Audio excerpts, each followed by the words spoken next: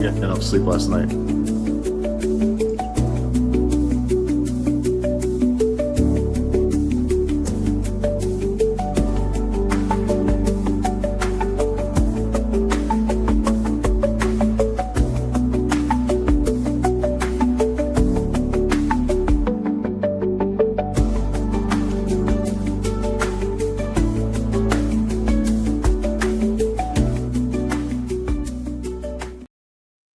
Apologies for the lateness, but we just had a couple of things. No, it's not your fault. We had just some technical difficulties to get to overcome. I had a couple of things to take care of too.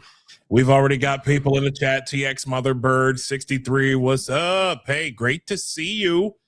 And then we got Ronald D the third. I don't know if I'm pronouncing that correctly. I do apologize if I'm effing that up. And then Joker, good to see you, bro. Yes, you are here, and we are not all there. You know. And then of course, hey, look, here go your boy already, Nino. Here go your boy. Here go your boy already. Professional. Oh, what's up? Professional troll coming to watch the professional streamers. How you doing, Shake? Exactly. Good evening, y'all. Good to see everybody here. Good to be back after a fantastic weekend last week. We DCU in New York City, our 2026 Apostate Radio, enjoying a soccer match, the two of us. It was a great game. Great atmosphere, great time. We were really blessed to be. Yeah, it was a good time. Yeah, really blessed to be out there in Queens with both the DC United and also the New York City Football Club fam. Great times, great reunion with some people too. So that was great. Episode 53. Yep. We are here, man. Oh man, this has been great. So let's get this thing started. Of course, if you want to follow us directly, you can do so at Isaiah L. Carter or at Nino Tabio X. You can also follow the show page at Apostate Radio New York. Matter of fact, I just got to shout out my wife's favorite sports team, the New York Knicks, who skunked the Philadelphia 76ers today by 30 points. Bing bong. Bing bong. It was not even close. How many points? 40? They beat them.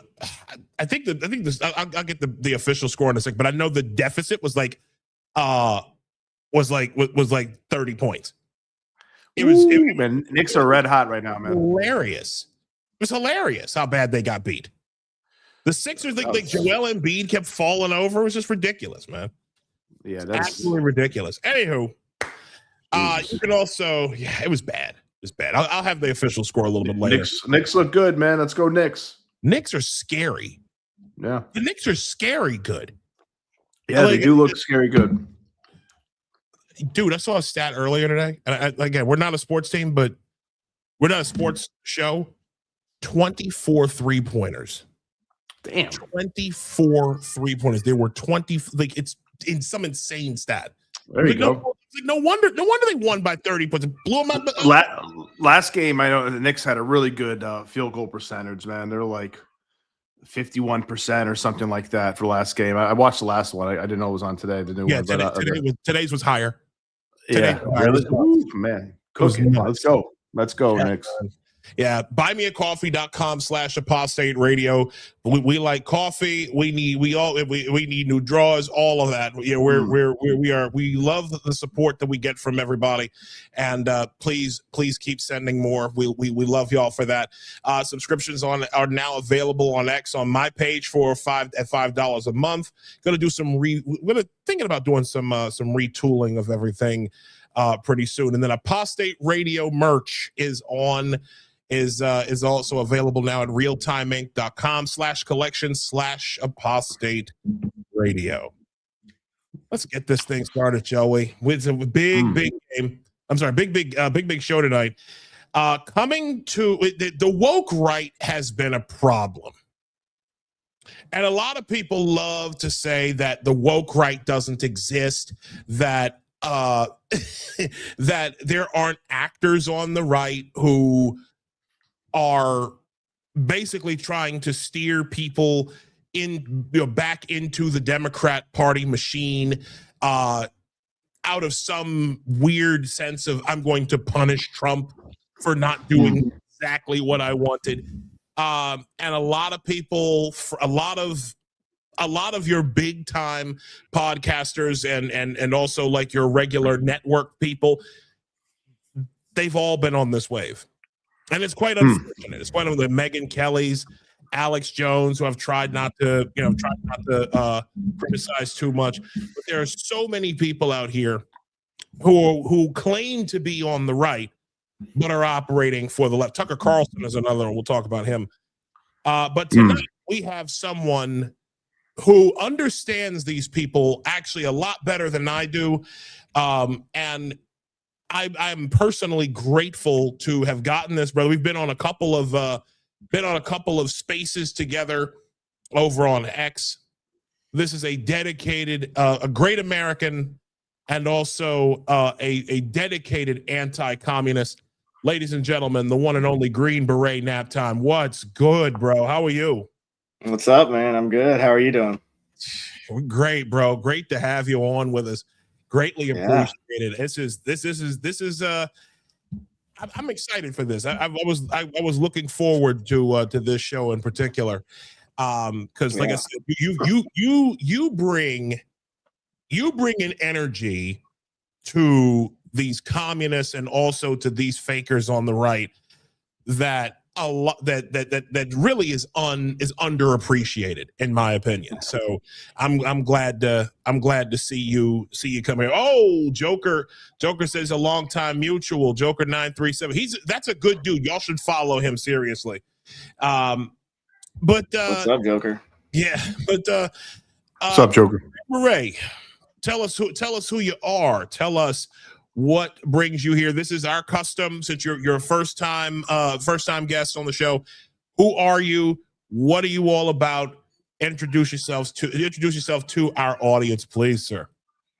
Hey, well, my name's Chase. I run Green Beret Nap Time on X, and the Irregular Republic podcast has just started. About 11 episodes into that bad boy now. There's no set schedule of that, but really what kind of got me into all this is just seeing propaganda for what it is, and then how big of a problem the propaganda pushes have been, especially since COVID. So just a little background. I was a Green Beret in the Army for almost 14 years. Got out after COVID. Yeah, I got out after COVID. After some just bad taste and left in my mouth about how kind of everything went down with COVID, and then not knowing who was going to win the next election after Biden. I wasn't about to indefinite and stay in the Army for another who knows how long, and maybe have a Kamala Harris or whoever. So kind of made the decision easy for me. Got out, done a few different things here and there, and this has kind of just been what the passion has been. I write, I do a lot of research now and articles and things, and again, it's all about just pushing back against this propaganda we're seeing. And unfortunately, the propaganda has went pretty mainstream right wing, which is terrible to see. The good old days, we would just make fun of dumb lefties and the occasional like foreigner, and that was X, and it was pretty fun. And now it's just like a constant fight between all the different people, and you got to try to figure out who's actually on the right side, and who's just doing it for money, and who's just doing it for whatever. So but that's it. I kind of just get on, do a little bit of arguing, and push back against all this nonsense we're seeing today. Oh, girl, great to have you here, bro. There is one thing. Well, I guess the first question I want to ask you is, where did the name? I mean, besides you being in being a Green Beret, and thank you for your service, by the way. I know you probably get that a lot, but seriously, like former No, Army myself, yo, thank you for doing what other Americans just simply either can't or won't do. You as well, sir. Thank you. Thank you. Indeed. How did the name Green Beret Nap Time like I didn't even know Green Berets took naps. So it's an inside joke. So that's kind of how it all started. I was just kind of like, hey, I didn't know what I wanted to name it. I knew I didn't want to again, when I first started, this is back while I was still active duty as well. And I didn't want to just be have my, name and identity out there while I was still active. I knew I was getting out, but still, there's lines I didn't want to cross while I was still active duty. Of course. So Green Beret Nap Time is just it's an inside joke. So it's kind of a thing that every Green Beret knows what it is. And GBNT is like the obviously the acronym for it. And it's just a duty day requirement of a nap for, the rock star lifestyle of being a Green Beret, like partying all night and hanging out with all the chicks and all the it's just, again, it's more a joke than anything. And it's just a way that, we'll be like, we're doing something that day. We're going to the range or we're working or whatever. And we're like, oh, all right, I need a GBNT real quick.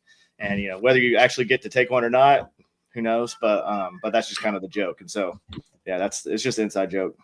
I got you. Chase, I got a question, Isaiah. And maybe I'm ignorant, but what does it mean exactly to be like a Green Beret? And how does one become one? You don't have to get so into detail about it, but just for people who might not know, including myself, I'm not an expert on that, obviously. Yeah. So Green Berets are U.S. Army Special Forces. So Special Forces is a title that kind of gets thrown around for all what we call Special Operations Forces. But in reality, U.S. Army Special Forces are the only special forces for that specific name. So there's a bunch of other special mission units or special operations forces, which would include Navy SEALs, would include MARSOC, Rangers, all the different units that are doing their special things. But we're actually the ones that are called special forces. So and that's just you go through the Q courses, what it's called, and it's for most of the jobs, it's about a year-ish long course. I was a medic, so it adds about another year on top of that of training. So a little over 2 years for that. And then you go through that. And once you're done, you get this little green, that little green hat that's made of wool and it's super hot. And no one actually wants to wear it, but it's still a point of pride, and so that's kind of, and we're actually the only unit in the military that the president signed the EO for us to wear that headgear. So the Green Beret, JFK actually signed an executive order for that was the official headgear of the Green Berets. So, or of the U.S. Army Special Forces. So that's kind of where the nickname comes from and all that. Oh, wow. Is it like an elite squad, would you say, for usually, or? Yeah. So we're the only force in the military that does unconventional warfare. So as our core mission. So you have all the different, like Navy SEALs do a lot of maritime, and then they do a lot of direct action. So we can do that as well.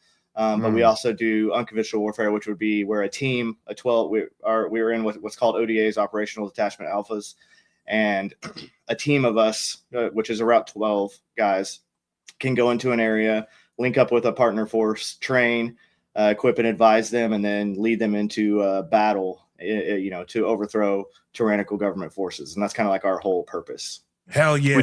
Would you say that there might be seeing some Green Berets in Iran anytime soon? If there's boots on the ground, I wouldn't know if there was anyone there. I'm out. I'm not in the loop anymore. I couldn't say anything, obviously, even if I did know. But I would say that if I was going to want to try to insert some Green Berets in, 13,000 sorties and bombing the shit out of the country for 30 plus days would be a good way to soften the defenses a little bit, so that you could get some UW forces on the ground there. So yeah, it wouldn't surprise me. But Green Berets are in a little over 80 countries right now across the world that, most people don't even know about that either. So, and that's not like a classified thing. It's not all combat rules. Obviously we do a lot of training. We do a lot of internal defense. We do, all kinds of different missions that we would help local partner forces or even, smaller governments, help them train their security forces and all that kind of stuff. Nice. Very cool. Thanks for that insight. Man. That's what's up. That's what's up. Oh man. So where do we start? Let's get to this. Let's start with this maximum warfare shit. Like, Democrats just really fucked up. Like, I have never.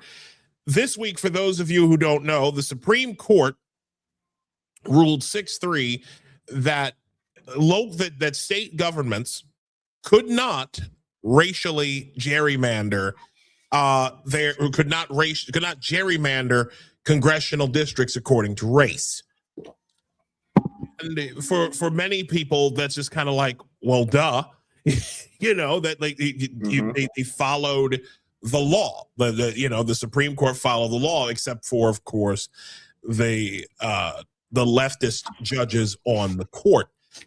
And then Friday, Virginia. You've heard us if you've been watching the show, been on the channel.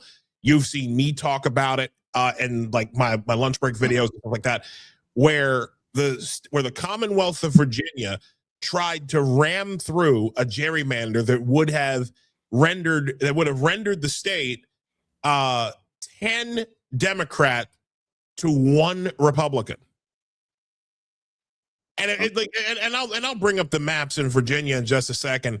But it's the map was one of the craziest Hydra looking shits I'd ever seen in my life. Dead serious. 5 of the congressional districts had legs in Northern Virginia, like around Arlington, Alexandria, Falls Church, Tyson's, like in that area. 3 of the, I think it was Scott Jennings who brought this up. Like 5 of the Congress members who, if that map had stood, 5 of them all lived within like 15 miles of each other. It was insane. They all it was hand built Hydra shit, and I'll show y'all. But Friday morning, Virginia's Supreme Court, which is about 4-3, it was a 4-3 decision. 4-3 decision, said no. We're going to throw this out. The entire process was jacked up. Chase, what have you heard about this, and what are you seeing in terms of the Democrat, like the fallout from the Democrat Party on this? Because they're going insane. Right. Well, they're realizing that they can't operate how they were operating under Biden. That's one of the big things that people kind of missed under the Otto Penn administration, is that there was our government was being ran by some 20-year-old, crazy woke people from all over the country that had just graduated college and knew what was best for the country. Right. They didn't actually care about what the voters wanted. They didn't actually care about the rules or the laws or anything that has to do with that. They were just going to change things. Just like they essentially changed the way the definition of fiduciary duty was interpreted by the U.S. government to allow these massive mutual funds and these hedge funds to push ESG, environmental social governance initiatives, just stuff like that. I mean, they were pushing all this kind of stuff through. Well, the same thing in Virginia. They did this vote, and they made the question was obviously, I don't know if you've read, if you read the question, it's super confusing, right? You don't really know like what you're even actually voting for. You're like, wait, is this a good thing that I'm voting for this, or is it bad or what? And so most voters are going to be confused about that. That's what they want. That's the messaging they use anyway. It's just confusion, chaos, and that usually ends up giving them a leg up on what they can and cannot do. And luckily, the Virginia Supreme Court saw that and at least has a few people that are still patriots in there that stop that from happening. And again, to go along with the SCOTUS decision to stop the racial gerrymandering as well is big. So I mean, from what I had heard about that, and read on like the reporting that I read,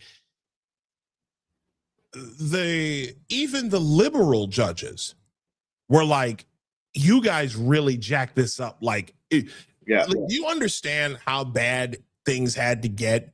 Like how bad things were when even the left, or even like the liberal judges were like, no. You know what I mean? They were literally like, no. The language was bad. They rushed the whole thing through, and then I brought down, I minimized the window here. This is like, we're talking 5, 1, 2, 3, 4, 5 of the new districts that they had drawn up. Like I said, all right there in Northern Virginia. Yep. It was as if Obama had hand drawn the maps himself. Yeah, it's that that was Anthony Oliver. Is that the song? The Richmond, North Richmond. It's literally that. Yeah, that's what they did. They just we're gonna there and we're not done seeing this kind of stuff. No. Luckily, the Virginia Supreme Court recognized that if they tried to push back against the United States Supreme Court, then there could be some fallback on them for making a ruling that would violate the Constitution. So even, like you said, even those some of those liberal judges were like, look, like this was so blatant that we have to strike it down. If you're gonna cheat a little, you got to at least like disguise it a little bit. But they haven't been doing any of that stuff. I mean, if you go through the ESG playbook and you go through the NGO ecosystem that we're reporting on right now, and SK-Dub and Data Republican are doing great work on that kind of stuff. They're not hiding anything, man. It's all out in the open. It's all public. Yeah, I mean, it's all public, and now it's just a matter of going through the financial data for all of these different NGOs, which is AI is going to help, and it's going to take some time still, but the SPLC indictment was just the tip of the iceberg, and I think we're about to see some crazy things come down.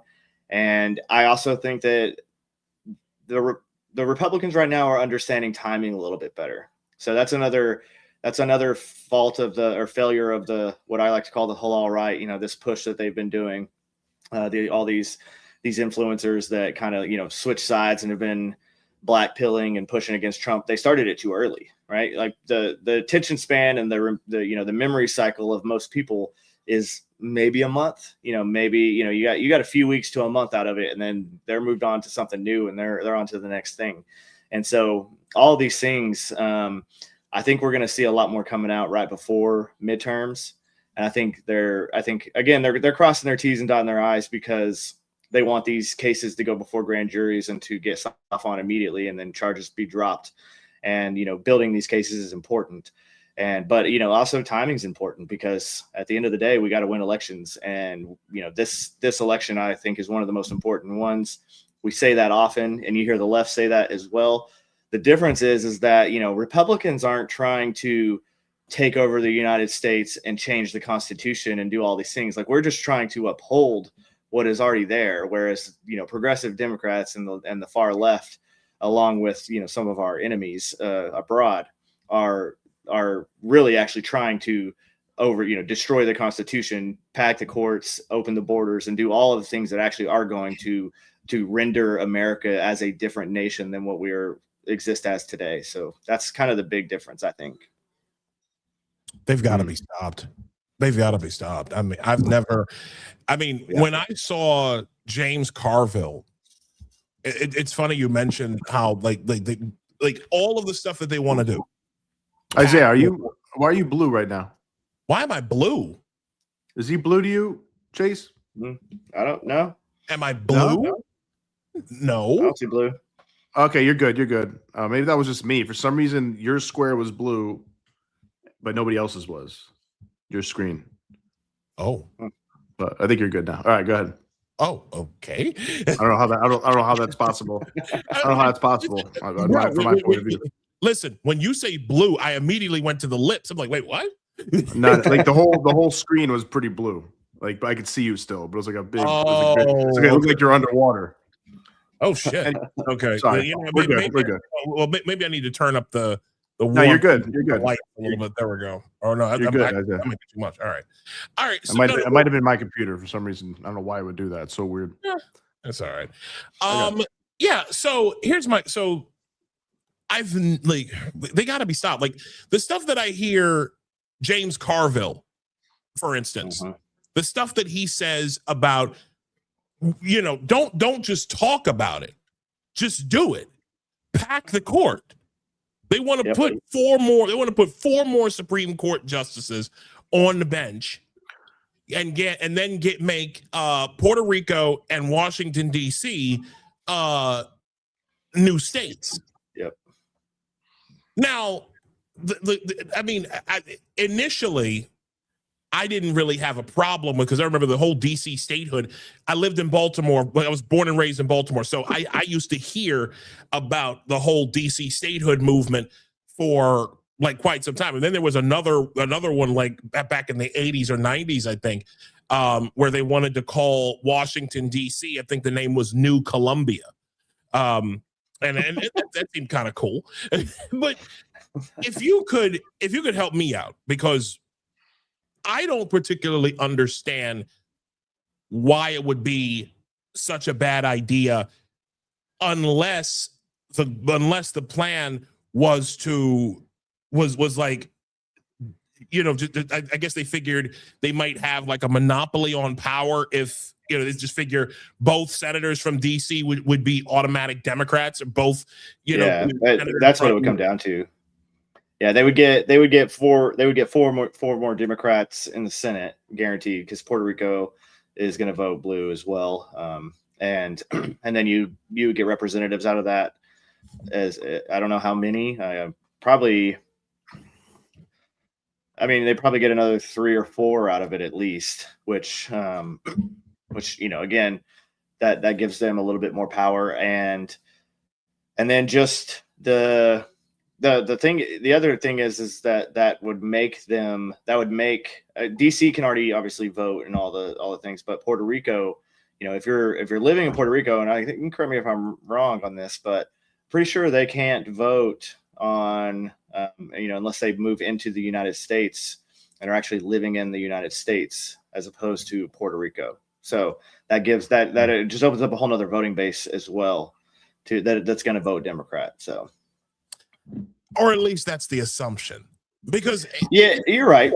I mean, because here's the thing, because I've thought about this, like the Democrat brand has never been worse.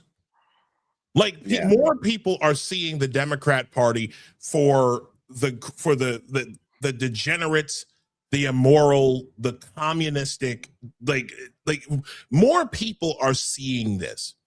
Like even when I talk to people like coworkers and friends, like people you come across in the street, more people are starting to realize that the Democrats are bad news, and that they might just be bad people to go along with it. You go, like if you go to a city like where I used to live in New York, where people are people are seeing, you've got homelessness everywhere, you've got crime happening everywhere, you got people stealing shit out of retail stores, you've got you've got like bike lanes everywhere, and that eliminate parking, and people don't want to drive. You're charging people $9 to drive through the southern half of Manhattan, and then you're trying to do even worse in Brooklyn and in some of the other boroughs. It's like people are seeing people are seeing Democrats and the socialists acting underneath of their banner. They're starting to see that these people are just bad fucking news. I mean, what has your experience been like down there in North Carolina with that? North Carolina is pretty. I mean, we have a Democrat governor, but the House and the Senate are highly Republican. I mean, they just passed not too long ago. They passed you don't have to get permits anymore to get to buy firearms. It's just a background check if you don't have your conceal and carry. So that it's not too bad in North Carolina. There's some things obviously that they could work on, and maybe have a better candidate running for governor. I can't remember the guy that was running before, but he had that whole scandal with his with the daycares that his company owned or something, and they just ran those ads for like 2 months straight before the election, and he just got destroyed because of it. Just as he should have. Yeah. So, but well, I say this a lot is that what we're at least, Democrats or not all Democrats, but the far left, the progressive Democrats are incredibly evil. They are trying to put, socialism and I mean, we're already the biggest welfare state in the entire world, which is crazy because we're not a socialist or communist, country, but somehow we still give out more welfare than anybody else. So that's a problem. But the good news is that because of a lot of their initiatives, because of DEI, and because of all this, the just crazy that goes along with being a Democrat, is they are mostly pretty stupid. And so just like the stuff in Virginia, they tried to push it through. It was so terrible and so against the law that it had to be stopped. And I don't know if you saw the rebuttal or they tried to file real quickly right after that to file an appeal. They misspelled Virginia and they misspelled Senate. I did see that. That's embarrassing. Yeah. That's so it's just embarrassing. It's people that they went and they got their gender studies degree and then they joined politics because so it's just people are recognizing it, and luckily there's enough intelligent people that I think are going to be able to push back against all of this and kind of stop it. But yeah, I mean, the problem is that still a lot of people are just uninformed voters. That's the main issue is they watch their little bit of MSNBC or CNN or whatever it is before they go to work, and that's their entire outlook of how the country's going. And if that's all you watch, right, you wouldn't really know that you're part of the baddies. Like you don't realize that like you're part of the people that are trying to overthrow the Constitution and completely destroy it and do all the things. But yeah, I mean, like you said, luckily a lot of them are very stupid, and you have your Crockett's and your who lost her primary, which is hilarious. Just all these people that they're just not smart. There's no reason they should have been in a position of power to begin with, and they kind of prove it all the time. But then you have that attorney general in Virginia that said he wanted to kill Republicans and kill just blatantly came out and said it and still ended up winning an election. So we do still have a problem with messaging, and I think overcoming that is going to be the main issue. Propaganda and like sensationalism, that's all sexy and people want to see that stuff, and they're drawn to that kind of stuff because they're like, oh my gosh. Whereas like the truth isn't as sexy and the truth isn't as it doesn't get as much traction generally. So that's the uphill battle. Go ahead, Nino. I'm looking for something. I was going to say to go along with what you're saying, it's like AOC, right? AOC keeps on putting herself out there, right? And like she was in Europe, making a fool of herself. She was just saying something about this Virginia legislator, basically saying, what'd she say? The court did not overturn a map; it overturned an election. It's one thing for a court to check a legislature or an executive, but the end all and be all of power in America should be the people. So basically, like she's complaining that we didn't let democracy run its course by going against the state constitution and or federal constitution. Like it's just like, well, if the people choose to do it, then that's just screw the constitutions. And that's the reason why we made the constitutions. That's the reason why the founding fathers did it, is because sometimes the people are stupid. Like they very clearly said that. Like Hamilton said that in the Federalist Papers. I think Madison, I'm sure, said that as well. The people sometimes get swayed by passions that are they're very ignorant, like you said. Like if you're watching CNN all day, I watch CNN. The left does not watch. This is a point we got to make. The left does not watch right wing or conservative, smart conservatives, and not anything conservative besides maybe a few clips out of context. I actually watch CNN, so a good amount. I watch News Nation quite a bit, which is pretty moderate, and I watch even MSNBC sometimes, especially when something big happens. I like to see what everybody's saying, as well as seeing things on Twitter and various other things. And they don't see it. So all they're seeing all day if they're watching CNN is how is what happened today Trump's fault, and how is Trump the worst, most incompetent, most corrupt person of all time?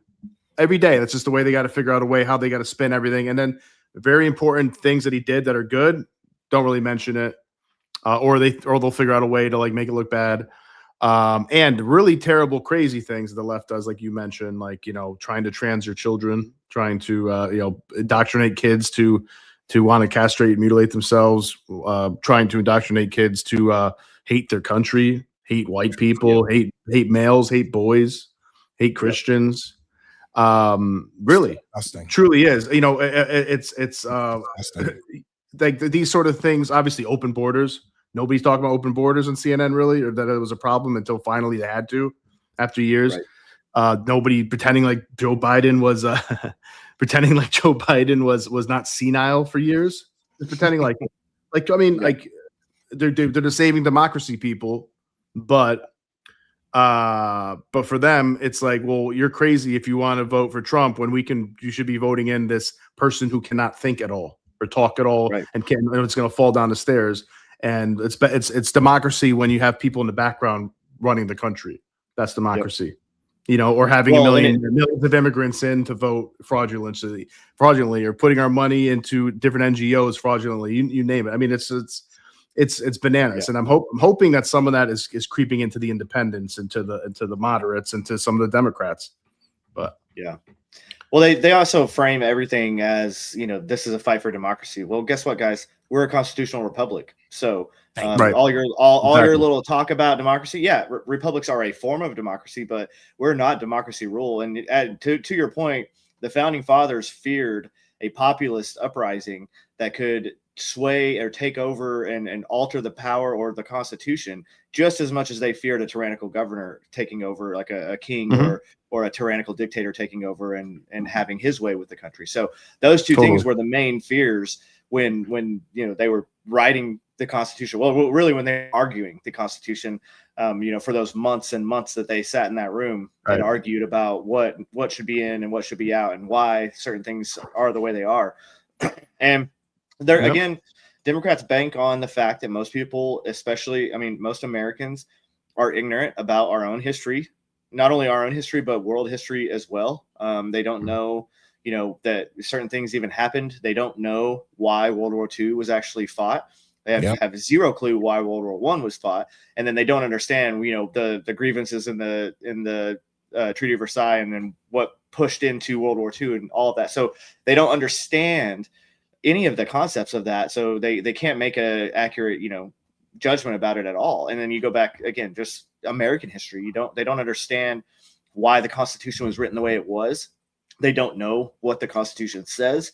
They don't know what the Bill of Rights are. They know the First and Second Amendment. That's all most people can ever tell you, So that's the problem that we're facing today. And I think that it's an information problem. It's an education problem. How do you get people that, are, especially this microwave society that we're in today? They want everything right now. They want everything so fast. It's got to be done quick. Videos, they have a 30 to 50 second attention span, if that, when they're scrolling to the next one, if it didn't immediately catch their, so like we as conservatives have to get better at just putting forward the information that needs to be said in a way that the young people are going to see it. And like Charlie Kirk was very good at that. And Charlie Kirk was very good at concisely getting a message out and saying, everything, because he had that brain that none of us have, right? Like, no, there's maybe 5 people on this earth that had the brain that Charlie Kirk has. Like, who can recall information verbatim at a moment's notice, any from biblical to everything in between, to everything from our Constitution. I mean, I can't recite to you every single amendment, right? I'd have to look up a lot of them. I understand most of them, but he could tell you, he could read every one of them to you from memory. And so that kind of a person has the ability to communicate that stuff so much better. And that was just one of the main reasons why he was so successful, and so his message was so powerful. And that's another reason why they, so obviously wanted to get rid of him.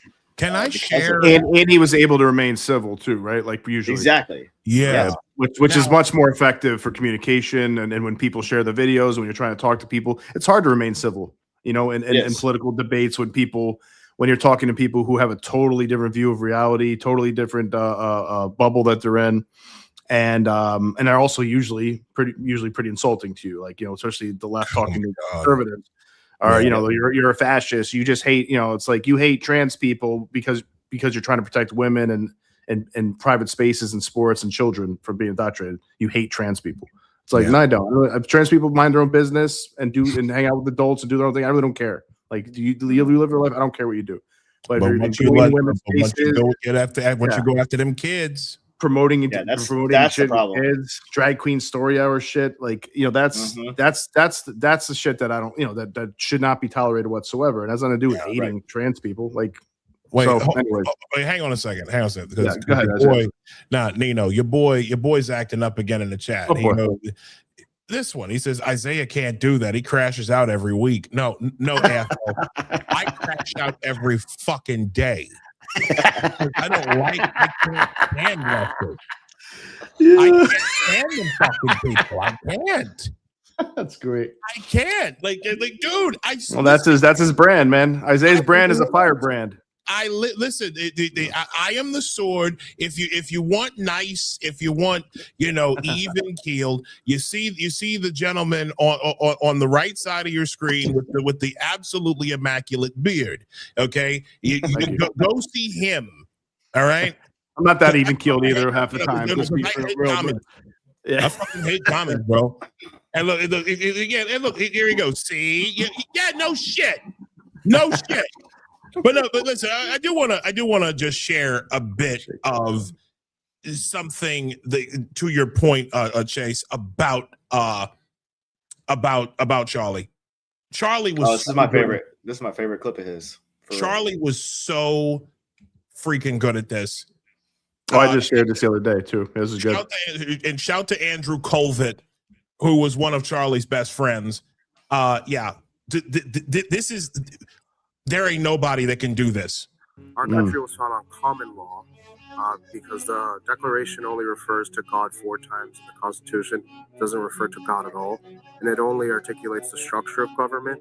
So first of all, remember that we were a collection of states and colonies, and you need to read the state constitutions before anything else. 13 out of 13 required a declaration of faith. 9 out of 13 required you to be a Protestant, except Maryland, which was Catholic, which still required a declaration of faith. Every single one of the original state constitutions, Pennsylvania included, they had, I profess Lord and Jesus Christ as my Lord and Savior in the original state constitutions. Secondly, 55 out of 56 of the original signers of the Declaration were Bible-believing, church-attending Christians.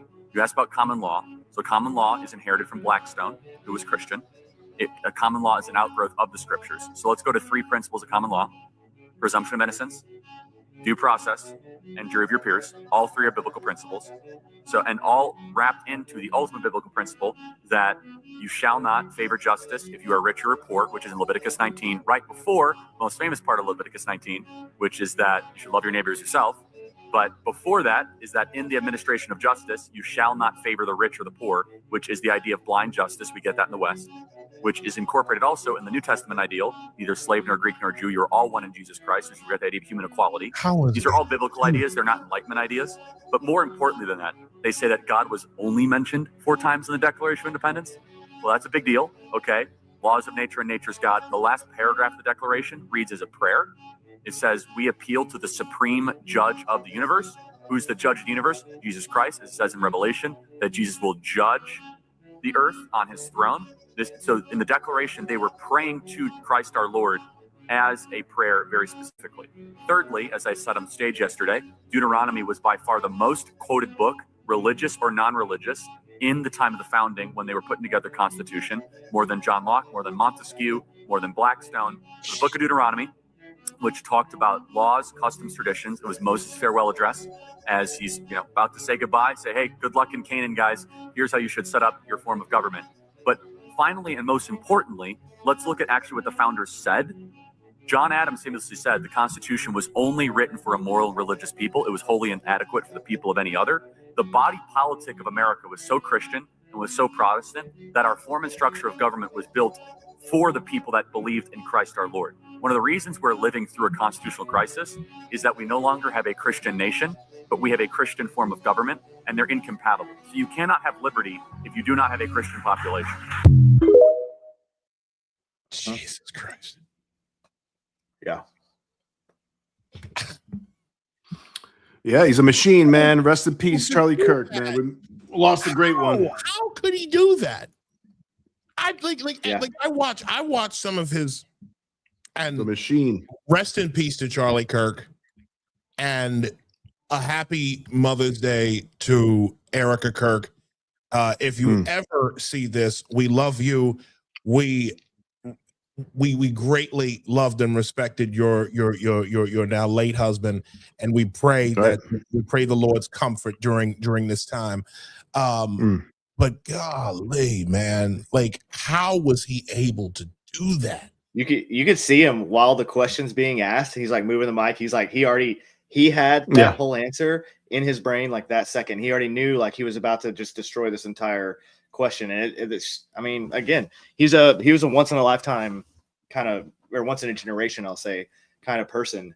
And hopefully we have someone that'll step up into his footsteps. But I mean, I've talked about this before too. The left is going to push this rhetoric, and they're going to continue to push the rhetoric they've been pushing, just like they have vilified Trump to the point where, you know, anybody who doesn't actually know, anybody who that's all they listen to, they would think Trump was worse than Hitler. And that's their whole point, is because if you can radicalize people that are, you know, to a degree, eventually some insane person is just going to go take a shot at them. And then that now all you had to do was just push your rhetoric out anyway. You don't need a conspiracy theory. You don't need to hire assassins or like do any of all the nonsense that, you know, may have had to happen in the past with certain, you know, things we've seen in history. They don't have to do that anymore, because now you just have to just hope that, you know, a crazy person is going to pick up your messaging and is going to do the work for you. And that's what we saw that with Charlie Kirk, you know, and that's what is terrible about all this. Look at that. These bubbles are very dangerous, man. We live in some very dangerous times.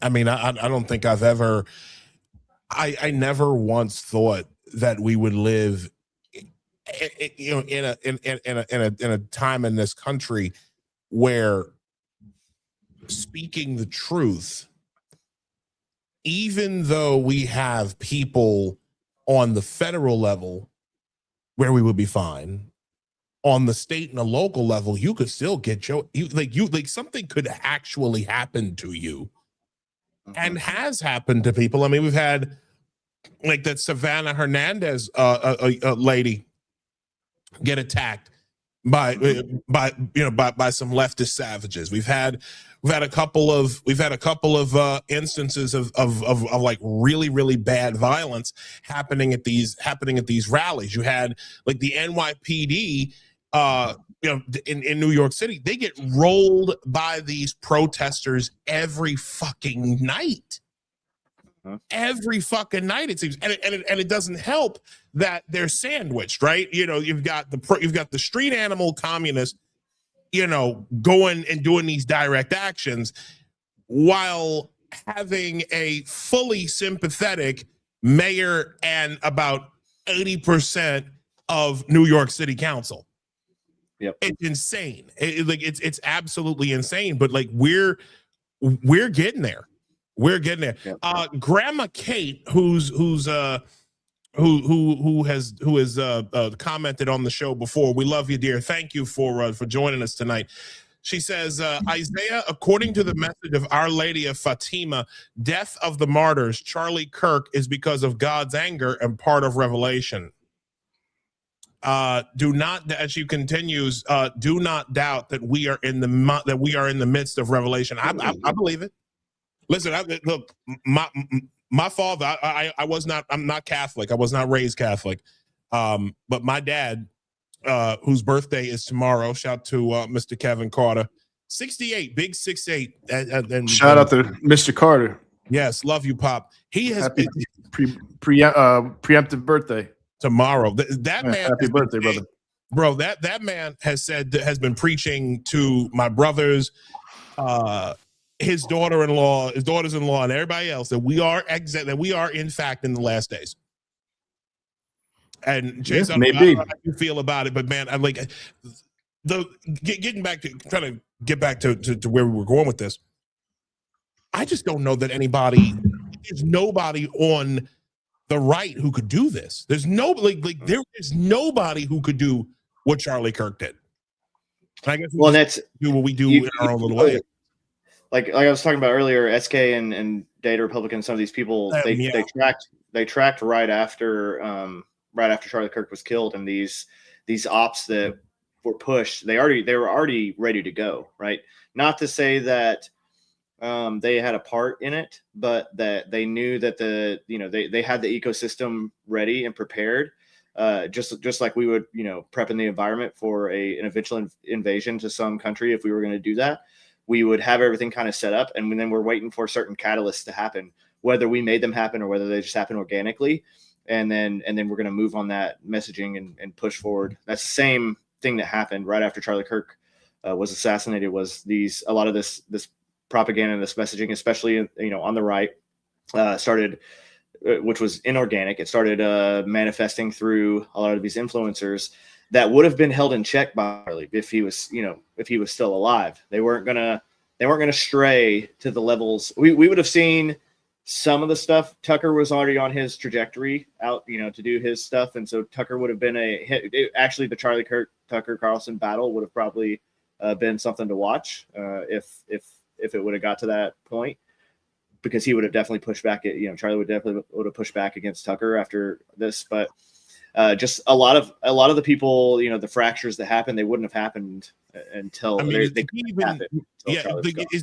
Sorry to interrupt, Chase, but Tucker's not doing TPUSA events anymore, is he? He was at the funeral, but I don't know that. I don't think that they're bringing him into anything else. I hope not, at least. I hope not. I hope not also, because Jesus Christ, that guy, like you talk about like somebody who cannot be trusted anymore. And we'll talk about that in the next hour. When we cover the woke right. But I was wrong. I spoke too soon. I do think that this Spencer Pratt guy in Los Angeles, I think he's close. And for those of you who might not know, ladies and gentlemen, Spencer Pratt he's running for mayor of Los Angeles. This is a man on a mission. This guy, basically, he lost his house in the Palisades in that big fire a couple of years ago. Oh, no, last year with the fire. And this man has been on a mission. He wants to run for mayor. Basically, when the Palisades burned down, his house burnt down. He and his family's house, his parents' house burnt down, and along with the rest of the little town out there. But so you have that firsthand experience when it comes to the direct failure of communism. But a video that just dropped, and shout to Insurrection Barbie for finding this. Spencer Pratt basically went through Karen Bass and her Nithya Rotman. I don't know how you pronounce her name. He basically read Karen Bass's entire history in a social media post. Karen Basura is a communist. Now, when I was 19, 20, I was living in an apartment on Skid Row, getting my political science degree at USC. That's as LA as it gets, dude. But do you know what Karen Basura was doing at that age? You guessed it, going to Cuba to support the communist revolution and Fidel Castro's oppressive regime. What? Karen Basura is a card-carrying member of the Communist Front Group, the Venceremos Brigade, an anti-American communist solidarity organization in which she actively worked for years to undermine the U.S. and prop up the communist revolution in Cuba. Does this sound normal to you? Who in the heck spends their 20s supporting a violent communist dictatorship in a foreign country? What were you doing at 19 years old? Some reports have shown that Karen Basura's communist organization was actually involved in intelligence training ops on behalf of the Cuban regime. And some of the members actually bombed the U.S. Capitol in 1983.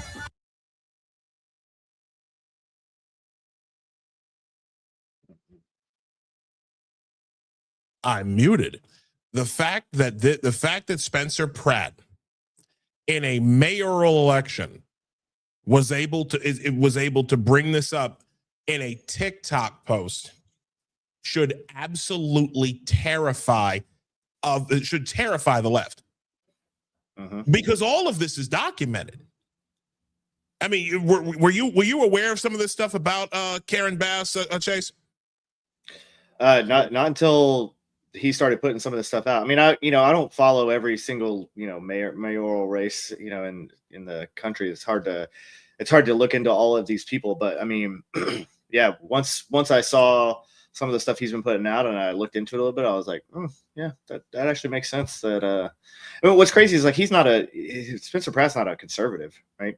But he's also not a communist. So and he actually cares about LA. And one of the things I do like about him is that he did one video and he's like, I'm not going to talk about what's happening, in the Middle East or what's happening in Iran during my run for mayor in LA, because none of that has anything to do with me running for mayor in LA. He's like, exactly. What I want to talk about is what I can do to help LA and to fix LA and the problems that LA has. And that's the way it should be, right? Like you have Mamdani, over there tweeting every single day about what's going on in Iran and what's going on in in the Middle Eastern countries and stuff. And like, what does that have to do with you running New York, bro? Like, why is this? What is your focus really? Because obviously his focus is stepping stones, right? He wants to move higher up into our government, which is, I think, it's a problem when Islamists, an Islamist takes over the biggest city in our nation, and then is clearly pushing for a higher level office inside of our government moving forward. So yeah. I mean, he's gonna go as high as he possibly can, Ron. But the thing is, like, this guy, but like, when it comes to the understanding of communism, Reagan talked about that, right? Where it's one thing to read and know about communism, but it's another thing entirely when you understand it. And I think especially with this man's house burning down as a result of the Palisades fire, which some street animal communist set that came out earlier this week. I kind of think that now he kind of understands what communism is. I don't know what your thoughts are on that. Yeah, well, I mean, for people that don't know what communism is, it's a buzzword. It gets thrown around a lot. It's just like fascist gets thrown around a lot, and no one really knows what it actually means. But I mean, at the end of the day, it comes down to any of these collectivist ideologies. If you go back and look at when the Tsar fell in Russia, and then all the different imperialistic governments that fell and the monarchs fell, they didn't have anything in Europe that resembled the individual liberties and everything that was built in the United States. They didn't have that kind of even a mindset. They didn't understand that was even a possibility. That wasn't even a thought in a lot of their minds. They thought that they had to do everything through the collective because that's how they've been throughout history.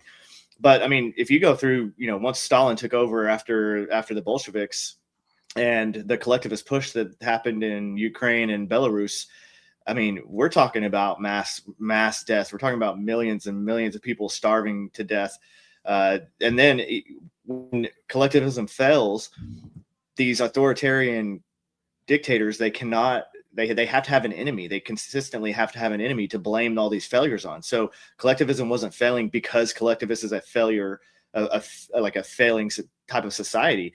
Collectivism was failing because people were pushing back against the collectivism. And then, so he named them the kulaks. So for any of you that have ever read anything about, history, the Nazis had the Jews, the Soviets had the kulaks.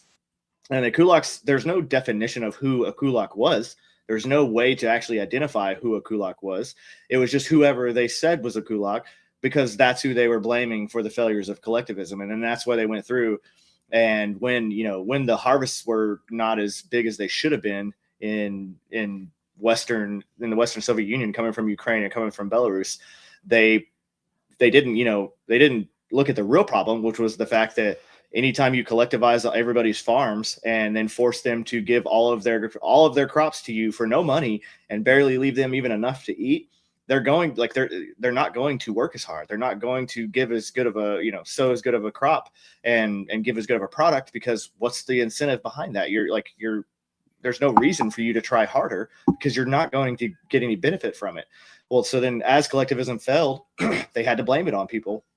So they blamed it on all the farmers and the peasantry inside of Ukraine and Belarus, and murdered, starved millions, murdered hundreds and hundreds of thousands, sent them to the gulags, which gulag is the way it directly translates is prison camp or death camp, right? So that then the Soviets started that, and Hitler moved forward with that later on once he was farther into his power base. But people just don't realize that how good we have it in America, the protections that we have because of the Constitution and because of the fact that we're an armed populace, right? That they weren't an armed populace in these areas.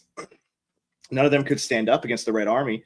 None of them could stand up against the different forces that Stalin was pushing through, or that Hitler was pushing through to enforce a lot of these crazy laws. And again, it's just people don't know history, so they don't understand how terrible communism actually is, because it's just a word that's just been thrown around so much.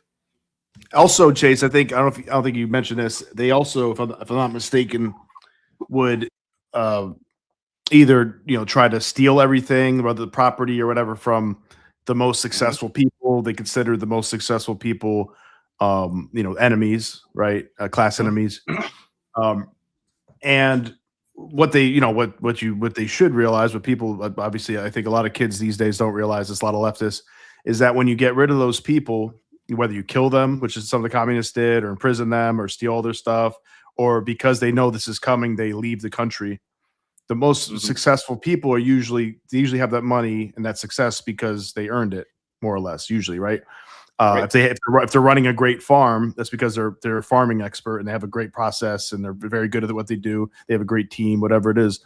And then if you kick them out or kill them or whatever, and you're like, all right, we got this, we took this over. It's like, do you guys know how to farm? Bolsheviks? Right. Do you guys know how to make this farm? Maybe you know how to farm a little bit. You know how to make the farm this successful, right? And then that leads to 10 million people starving in Ukraine, right? Holodomor or whatever it was. Whatever the number was, people, I think there were signs up saying that, reminding people to not, they shouldn't be eating their kids. Oh, there was huge. If you really want to get a deep dive in what happened in Western Europe, or in Europe and in Western Ukraine and all that area, The Bloodlands by Timothy Snyder was one of the best books that really goes through the rise of both Stalin and Hitler, and then it goes through the entire process of the war and just everything that Stalin did. I mean, most people don't even realize, like, Stalin killed 8 to 10 million people before Hitler even started killing. Like, so really Hitler's first big mass deaths were when they defeated the Red Army in Ukraine and had their first kind of prison camps with the Soviet soldiers, and they just starved them all. They literally just put them into camps and just let them starve to death. They didn't feed them for a month or two and let them all die. But he learned all that from Stalin. And like I said, Bloodlands, get it on Audible, and it's one of those that I've listened to. I listened to it multiple times at this point. Man, it's Lenin before him. Let him reform. I mean, he had like 1 million people killed or something like that, at least. Yeah, something like that. Yeah, Lenin and Trotsky and the Bolsheviks, they killed a lot of people, but the scale Stalin was at another level. Way. And then Mao, if you go look into Mao's history, the great leap forward. Oh yeah, the 42nd 5-year plan. Yeah. Oh, yeah. 40 million. 40 to 80 million people. 40 to 80 million. Cultural revolution. A great leap forward. What a great leap forward. What a great leap forward. Man. A great leap. A great leap. A great leap. into the ground. That's basically that's your basically graves. what it was. And I, for the life of me, I don't understand. Like, where did we go wrong as a country? And by the way, this is Apostate Radio, episode 53. We're here with Chase with Green Beret Nap Time. We are grateful to have this brother on with us. Where did we go wrong as a country? Where we've got where communism of all things became something cool and aspirational. I've never understood it, bro. I've never understood it. Even when I living up here in New York, and I would see all of these self-hating white Midwesterners just pour into New York City. And then they would, and they're all college educated. I call college broken. They're all college broken. They all went to these, to these A and S tier universities, and they come here. They came to New York, and they support this guy. They supported Zoran, and they really love Bill de Blasio when he was mayor. Yeah. And it's like, they're like, being a communist, being a shit lib is something that's cool. Here in New York, I don't understand it. It's like, where did we go wrong as a country to where Bernie Sanders, one of the biggest fucking hypocrites in American history, is considered a possible savior of America, where Elizabeth Warren, who took millions in big pharma dollars, people still consider her to be, and God, she had this demon who worked for her by the name of Amy Challoner. That's a whole other show in and of itself. But it's like, leftists, I don't understand where leftism started to look cool. Propaganda works. And indoctrination, man. Indoctrination in colleges too, in high school even. Yeah, they captured the education system first. It's active measures. So if you've ever heard of the Naked Communist, actually, I can share this. You can put it up if you want. Come on, feel free, bro. Our platform is your platform tonight, dude. So this is the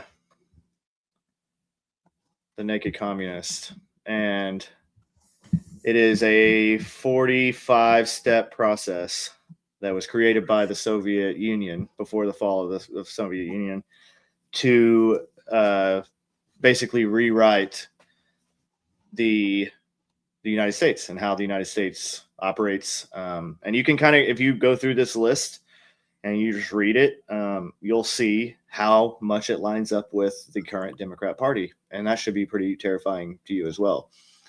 But it's a globalist, multipolar view of the world where they're trying to take away American exceptionalism and what kind of makes America America, and push it towards what would be a communist society. So you can see. Hold on. Scroll back up to number 1. I'll just read. Yeah. I'll read through them if that's okay. Yep. Current communist goals from the Naked Communist by, who is it? Cleon Skousen? Skousen. Yeah. Cleon Skousen. Okay. Current communist goals. 1, U.S. acceptance of coexistence as the only alternative to atomic war. 2, U.S. willingness to capitulate in preference to engaging in atomic war. Christ almighty, that was Obama's whole doctrine. Pallets of cash. Develop the illusion that total disarmament by the United States would be a demonstration of moral strength. I've heard that. I've seen that a lot over the last several years. 4, permit free trade between all nations, regardless of communist affiliation and regardless of whether or not items could be used for war. I mean, that's Amazon. That's Amazon. That's all Amazon right there. All the cheap shit from China and the deindustrialization of the United States. That's what that is right there. Let's see. 5, extension of long-term loans to Russia and Soviet satellites. 6, provide American aid to all nations, regardless of communist domination. Oh, fuck, that was USAID.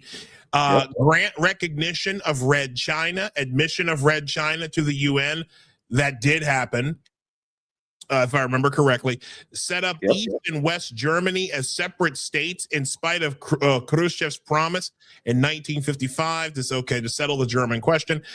Prolong the conferences to ban atomic tests, because you could tell that the context of this is that they were really trying to keep the United States from using a nuclear weapon again. Let's see. Allow all Soviet satellites individual representation in the UN. Let's see. Promote. This is something that's happening right now in 2026. Promote the UN as the only hope for mankind. If its charter is rewritten, demand that it be set up as a one world government with its own independent armed forces. Some communist leaders believe the world can be taken over as easily by the UN as by Moscow. Sometimes these two centers compete with each other, as they are now doing in the Congo. Well, shit. That was, the UN would I guess you could make an argument that the UN were competing in some part with the World Economic Forum. Let's see. Resist any attempt to outlaw the Communist Party, which did not happen here. Well, the Communist Control Act of 1954 really needs to be fucking enforced. Oh my God. Do away with all loyalty oaths. Because gotta give all loyalty to the state. Continue giving Russia access to the U.S. Patent Office. Was that a thing? Capture one. Oh my God in heaven. Here it is. Capture one or both of the political parties in the United States. It gets better. Use technical decisions of the courts to weaken basic American institutions by claiming their activities violate civil rights. Civil Rights Act. There you go. Oh my God. Oh my God. You know what? I think send me the link to this, because I think we've got our reading for I've got another reading for this week. Oh my God. Yeah, and this was published January 10th, 1963. So this is this was goals that they put forward in 1963. And I mean, number 30 is discredit the American founding fathers, present them as selfish aristocrats who had no concern for the common man. Eliminate all laws and procedures which interfere with the operation of a communist apparatus. There's one in here about present homosexuality, degeneracy, and promiscuity as normal, natural, and healthy. Oh Who's doing my that? God! Yep. Break down cultural standards of morality by promoting pornography and obscenity in books, magazines, motion pictures, radio, and TV. Yep. Break down all culture. Good Lord! Look at go up to 23. I think it was Isaiah. Scroll. Chase is controlling. Control. Go ahead. No, you read it, dude. Control art critics and directors of art museums. Our plan is to promote ugliness, repulsive, meaningless art. Yep. I mean, we can. I'm telling you, mission accomplished. Oh my God! Discredit and eventually dismantle the FBI. Yep. Wow. Discredit the family as an institution. Encourage promiscuity and easy divorce. Right. Yeah. Abolish the nuclear family. Yeah. It's crazy. It's crazy. And so all of these things have been tenets of the Democratic Party. Internationalize the Panama Canal. Overthrow all colonial governments before native populations are ready for self. Oh my God. Emphasize. Oh my God. Nino, 41. emphasize the need to raise children away from the negative influence of parents, attribute prejudices, mental blocks, and retarding of children to suppressive influence of parents. Yeah, it's real, dude. So, like, retarding is the right word. It is.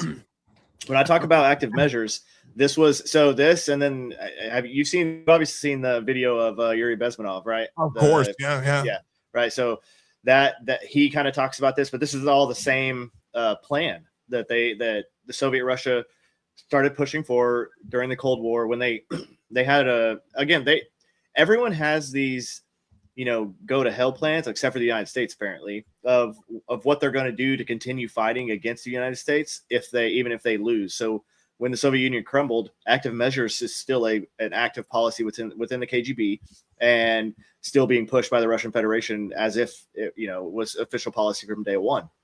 So all these things, when the whole and they use this in propaganda. They use the Russia hoax thing, and then they push that so hard, the Russia, that now you have a bunch of people on the right that are sensitized to that, and they're like, oh, you're just going to say it's just Russia because that's what the left does. Well, it is Russia. It is the CCP. Also, they have a massive part of it, and then now we're also getting hit by propaganda from not only Iran but from the other Gulf states that are supposedly our allies, because Islamists have a goal. And I'm not saying that that's sanctioned 100% by these governments over there, but there are powerful people within all of the Gulf states and Middle Eastern countries that want the same thing. An Islamist that is pushing, Islamic theocracy or Sharia law wants the same thing essentially as the communist or as the fascist or as the socialist. They all have a little bit different outcome at the end, but the means to getting there is destroying the American right and destroying the Constitution and what is holding America together. So it's all a process. And a lot of this, the ball was started rolling in the 60s. So Russia doesn't even need to do that much.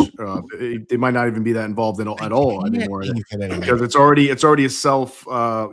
They indoctrinated and tricked. They have a bunch of useful idiots in academia and journalism from the 60s and 70s, and then it just kept on. The ball keeps rolling every year. New students with Marxist professors, so anti-American professors, critical race theory professors, women's studies, which became, basically anti-men studies, now gender studies. This is all self-perpetuating now, whether or not China or Russia or anybody else funds anything, which they are. But so it's not even a conspiracy theory. You can see it yourself. Just look at what's going on in universities and Hollywood now as well. Hollywood's frequently pushing this down your throat with the also the diversity quotas and stuff like that. Yeah. It's even more than most people think. So if anyone read the book The Martian by Andy Weir, right? In the book, China helps a little bit with the problem, that's happening and all this stuff. But they're not the savior. But in the movie, in the Hollywood version, China, gives us their rocket that they were going to use for some other means. Like there's some altruistic government who just only cares about mankind, and they would totally just help out the United States like this. They push that in the movie, and there's none of that's in the book. So that was all added to Hollywood, for effect. And it's the same. It's kind of the same way that all these military films are highly subsidized by the U.S. government, and they all have these other little themes in it. I mean, Top Gun Maverick, they took off one of the patches he was wearing, the Taiwanese patch, because the CCP didn't like it. If you go back to the Ron remake, it was supposed to be China that was the occupier, that came in and occupied the United States, because they're the only country with they couldn't do it, right? So we could talk about that all day long, like strategic level warfare. They couldn't actually do it, but they're the only country that has the manpower to potentially try to do it if they could somehow get past some of our defenses. But so they had to switch it to North Korea because they wanted the film to sell in China, and the Chinese government wasn't going to let it come if they had China as the bad guys. So it's infiltrated every aspect of our society at this point. What's that movie with the guy with the metal face from the Crusades? King Baldwin. Kingdom of Heaven. Oh, Kingdom of Heaven. Yeah, even that. I just watched that. Yeah, it's great, but I watched it for the first time like I don't know, like a year ago or something, because I see it pop up all the time in that one scene where he's talking to Salah-ud-Din or whatever the hell his name is. Mm-hmm. But even that movie, like I watched it, and they kind of portray the Muslims as very honorable. Right. Victims of aggression from the crazy Knights Templar, right, guy, which maybe there's some truth to that, some of that in that specific situation. I don't know the full story, but they make it seem like it's like if they wouldn't even do anything if it wasn't for the crazy Knights Templar Christian extremists, like modern day Pete Hegseth, I guess, or something like that is would be what people would want to point to now, or at least that's how the media likes to portray it. Or the leftists would, and it's like, and they, and the guy's so honorable and reasonable, and it's like, how much do they talk about, or certainly how much does most of any kind of Hollywood depiction of this, or any kind of university education would talk about, like how many of the countries were taken over by, how many Christian nations were taken over by the invading Muslims, right? And the warlord who was Muhammad, and then his followers afterwards, and how they took over parts of Europe, even Spain, and it's like, but they make it sound like it was a complete just Christian aggression. Christians are warlords, and the religion of peace was just, how do you think it spread all over the world?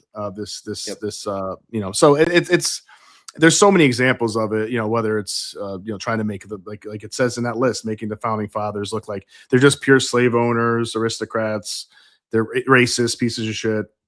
And we don't really have any reason to respect them, or like the 1619 Project bullshit. The list goes on and on. Like there's been a truly attempted and in some ways successful cultural revolution, Maoist cultural revolution, since 2014-ish at least. And of course, 2020 was probably the peak of it. George Floyd summer and that. So that's been clear. Just tearing down the statues, right? That's Maoist. That's Maoist. Getting rid of the four olds.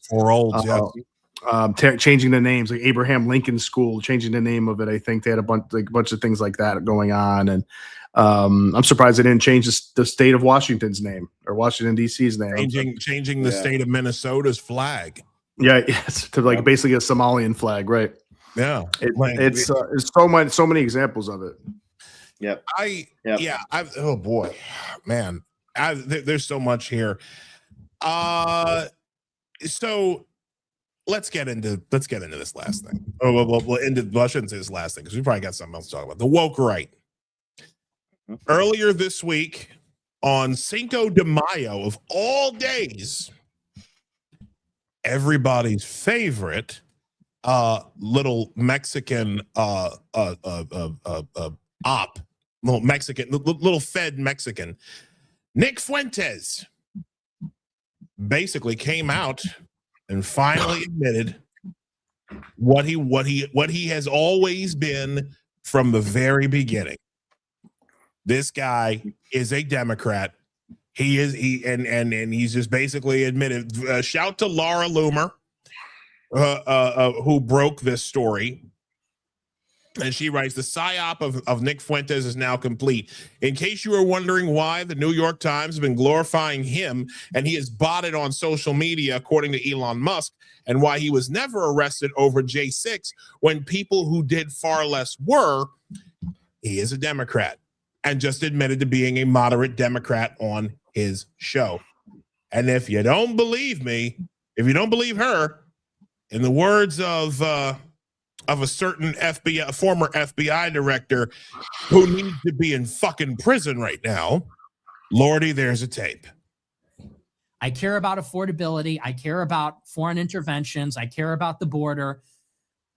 I'm a non-woke moderate Democrat. I think the GOP needs to be destroyed. I think the corrupt criminal government of Trump needs to be slowed down. We need to impeach the orange. It's time to put it in a peach. Trump needs to be placed inside of a crystal. He needs to be impeached. This fat orange Tiny Hands needs to be impeached. And then in 28, no Vance, no Rubio. We have to burn down the whole party. Well, good luck with that, man. And there it is. Good luck with that. Are you guys going to put out AOC versus Rubio? Oh, please. I want to see that debate. I want to see that so badly. Begging for it, bro. Begging. Any of them, honestly, but definitely AOC would be funny, man. That'd be so funny.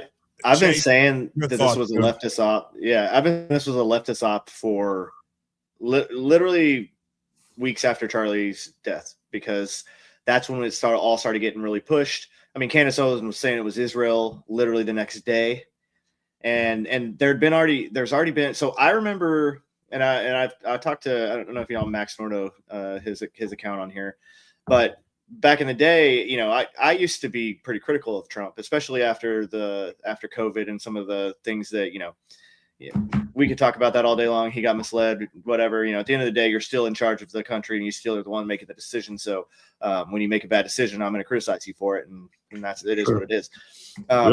But you know, that was what we used to talk about on X back then. You know, it was these kind of normal things, and then COVID happened, and then really, you know, everyone's united against how bad the Biden administration was and how terrible everything was under the Biden administration. That's why you saw this big tent, you know, come together of what I like to call, you know, there was populists involved. There, you know, you did have conservatives, you had GOP, you had some rhinos, but they're all, you know, the moderate leftists, you know, they're the moderate Democrats. I'll say that. I don't want to say leftists, because leftists are a little bit farther. But your moderate Democrats, you know, they all kind of joined together to fight back against the terribleness that was the Biden administration. But then after October 7th, 2023, the propaganda that started getting pushed against Israel is one of those things that I noticed pretty quickly. And part of that is because I'm just a history geek, and I love going through history and learning all the things about it. And so the Protocols of Elders of Zion was something that I had already, you know, done significant amount of study on. And then I start seeing all these talking points that are literally from the Protocols, which this was written in 1903, by the way. This was the Protocols were it's the most reproduced form of propaganda in history, maybe other than the Quran. But you know, we'll leave that for another day. But it goes through, you know, that there's a cabal of these evil Jews, and they rule all media and banking and all the things. So all these things that you're hearing today, right? You're hearing everybody say this stuff now. And I was like, so I'm seeing these people push this stuff, and I'm like, what? Like, okay, yeah, there's a few Jewish people that they're not even practicing Judaism. They're not like practicing Jews, and they have nothing really to do with Israel. They just may have some Jewish ethnicity in them at somewhere in their history. But now all of a sudden they're part of some cabal that rules the world secretly. You know, less than 0.2% of the population somehow rules 8 billion people. And then all this push started happening, and I'm like, dude, why? Like, this is stupid. That's not real. None of this is real. And so I noticed that, you know, back in 23, and I've been pushing against that ever since. And you know, I mean, I've been called every name you can be called for it, and I don't really care. I mean, I'm a Christian, but I also don't like lies, and I don't like propaganda because it's damaging.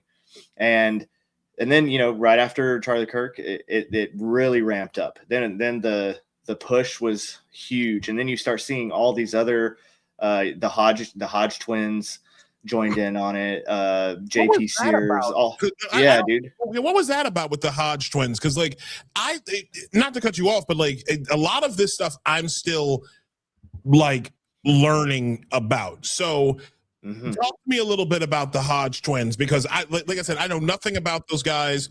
I know they follow me on X, but tell me a little bit about them. I mean, they were, you know, diehard MAGA for years and years, all the way through, even, you know, starting back in 2016, and then especially for the push to get Trump reelected in 24. And then all of a sudden, you know, just like right after Charlie Kirk was assassinated, you saw all these people on the right immediately start pushing against Trump and saying, like, we didn't get mass deportations, which again, this started in the Fuentes, the Candace Owens, the Tucker Carlson camp. And then it kind of just filtered down from there. And you know, they all just kind of joined in on this messaging because I'm not saying that they're all captured, or I'm not saying that, they were compromised or getting paid off or whatever, but you know what I think there's a lot of these big influencers that are audience captured or metric captured, like I like to say. Right. They say something, or they ask a question, or they do a show, or they do whatever, and they push it, and it gets a ton of likes and engagements and all this stuff, and they're like, oh, and they get that immediate feedback. And so then they're like, well, maybe we need to talk about this more. And then they talk about it more. And then it just becomes, now that's a part of their belief system. And we've seen it with, like Nate from Valhalla VFT has done the same thing. It's just audience capture. It's just, they see that if they do the show on this specific topic, and then they're going to get retweeted by Ian Carroll and Candace Owens and all these other people, and they're going to get their bot networks to push them. They're going to get more money out of it. And so again, the Hodge twins did the same thing. We saw like Evan Kilgore, who was a TPUSA guy a few years ago, went to Israel and talked about how amazing it was and how much he loved Israelis and blah, blah, blah. And then right after Charlie Kirk dies, he was actually a little bit before, but he started going crazy after that part. But they're all of a sudden, Israel's the worst place ever. Jackson Hinkle went there, and now it's terrible. Jackson Hinkle hates it, and he's a full-blown communist. So they've created this ecosystem where these really big accounts are, if you say something that is in line with what they're pushing, they're probably going to see it, and they're probably going to push you, and then you're just going to get more engagements out of it. And I've seen, numerous of these big influencers jump on this same bandwagon. And that's where a lot of the energy is too. It's like it's like a radical energy, right? Like young kids, young angry people. They want to blame somebody. They want to blame somebody. And so, who's been the easiest scapegoat in the history of mankind? The Jewish people. They have always been the scapegoat from every. Like, you go all the way back into the medieval times. You go back even farther. When you go back into the biblical times, same thing, right? Like. It's easy messaging, and it's easy for these people to jump on this bandwagon. And then it's just, they don't understand. Again, like, I'll ask people, I'll be like, okay, so you think that they own all the media. Okay. So tell me, which media do they own? They're like, all the big ones. I'm like, which one? Like, who's the specific people that own these, the media, right? Or who owns BlackRock, or who owns State Street, or who owns all these? Like, is it all Jewish people? Is that what you're telling me right now? So this is just Jewish cabal of people.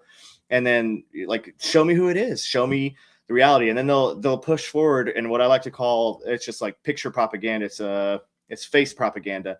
They put a bunch of faces, right? So a bunch of different people. And the Nazis used to do this.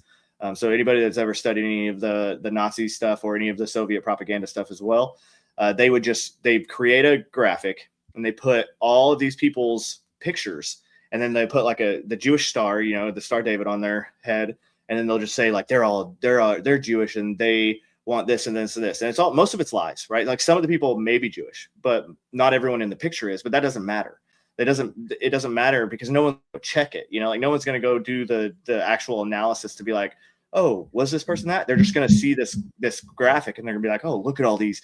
Our government is totally compromised by all of these people that are beholden to Israel because they got a $60,000 PAC donation to their reelection, or to their campaign, which it's the dumbest thing. And like, it's the dumbest thing I've ever heard. Like, they're pushing against Ed against Thomas Massey right now, and they're like, he took $60,000 from AIPAC, and I'm like, do you think this dude really sold out for $60,000? Like, his campaign has made $2 or $3 million. You think that $60,000 is that's what's controlling him?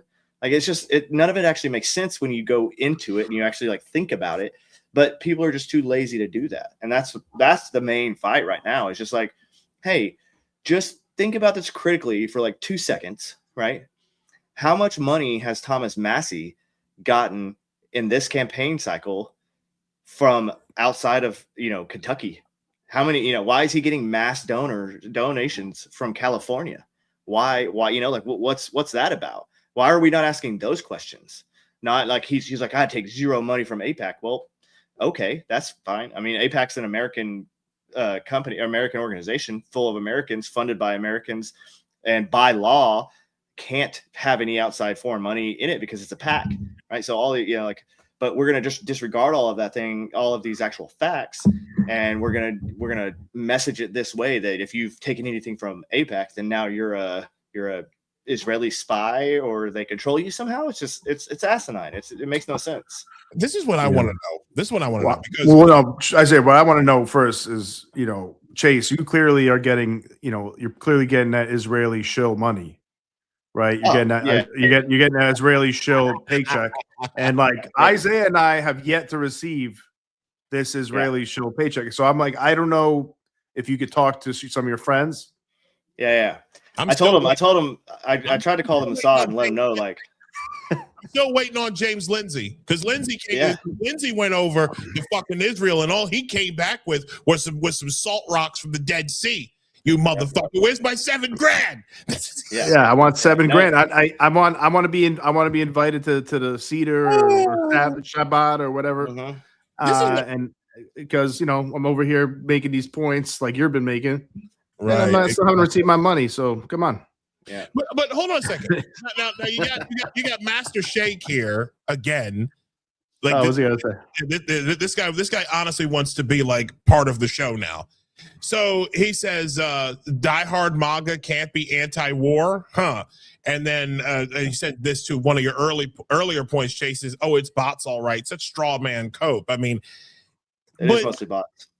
It is. There are a few real people. I can always tell the real people or the bots. When you comment the same thing, when this person has commented the same thing on a bunch of other people's, and they only do replies, they don't post anything to their own thing, and then they only have like 20 followers. Like, you know what? You just keep being retarded, bro, and just think that they're real people, and they actually believe what you believe, dude. You're super smart. You're definitely the smartest guy I've ever met.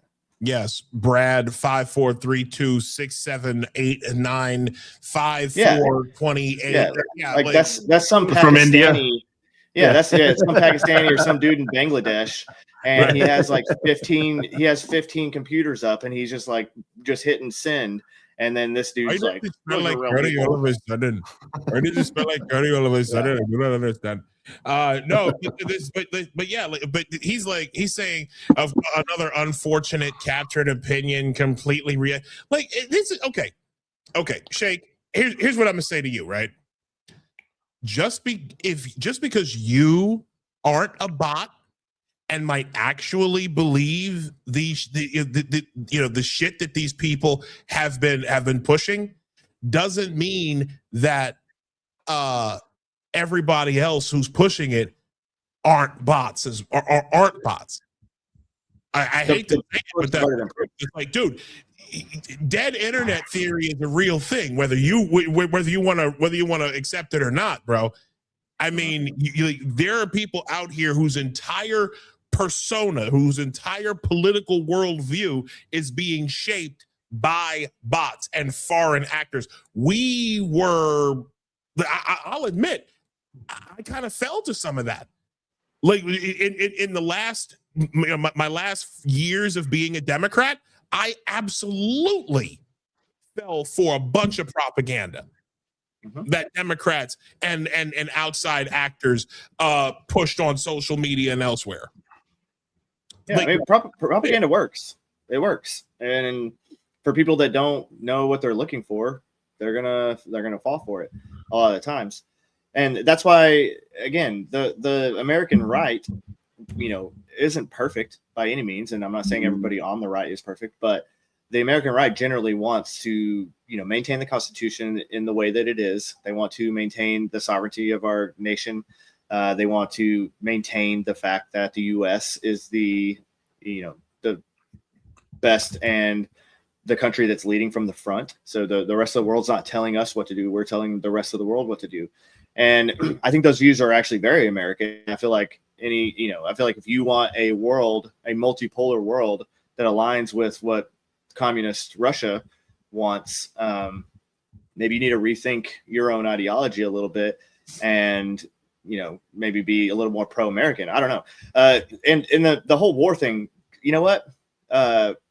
Finally, the United States is using our military to its full capacity, and then also taking a whole of government approach to this strategic level warfare that we're looking at right now, where the State Department's on the same page, where everyone's working in cohorts, to where the planning, from the planning process to the execution process, is we are going to do the most amount of damage to this country that we are at war with in the least amount of time possible, and we're going to get it done, and we're going to move on, and we're not going to get caught in a nation building in the stupidity of the cycle that we saw in GWAT and that thought process. And it's changed, and you can see that it's changed, and it's not the same kind of engagements that we've had before, but still people are like, no war, no matter what. Well, guess what, guys?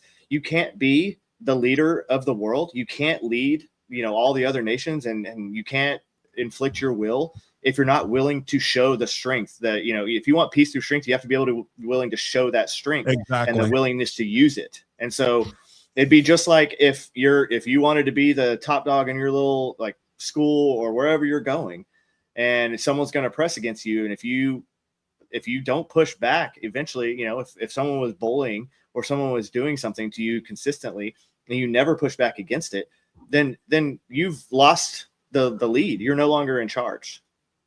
I believe it was Adam Carolla who said this many years ago. He said, without competition, there can be no excellence. Absolutely. I mean, and that's honestly how I see this. Like we are living, like, whenever these nations who want to take over the United States, whenever these people want to, to have like nuclear weapons, okay, and we know for a fact that not only do they want nuclear weapons, but they would use them on us and any other Western nation in existence. I'm sorry, I don't understand how how is it America first for us to not get involved? Like it was America first. How is it not America first to last year go and blow up Iran's nuclear capability that led to all of the stuff that's happening right now over there? They have no navy, they have nothing. Like, that's peace through strength. It is America first, in my opinion. It's America first to not have to make sure that Iran does not have a nuclear weapon to blow New York City up. Even without the nuclear, I live in the greater New York area, bro. Like, that shit's real. Go ahead. I'm sorry. No, take the nuclear aspect out of it completely, and you still have 47 years of proxy aggression and the killing of American soldiers, the killing of American interests, and just the destabilization of the entire Middle East, of all the Gulf states, of Northern Africa, and everything else that Iran is guilty of. And people they share these graphics and they're like, how many countries has Iran attacked? 0. And I'm like, well, Iran doesn't attack people straight out from their own military forces. That's why they have the Quds Force, which then is the foreign aspect of their proxy wars for Hamas, for Hezbollah, for the Houthis in Yemen, for ISIS, or not ISIS, for the different Shia forces they have in Iraq and Syria, and then for all the different Shia forces they're pushing through Northern Africa right now. And all of this is also it's a tool for China. That's another thing people don't understand.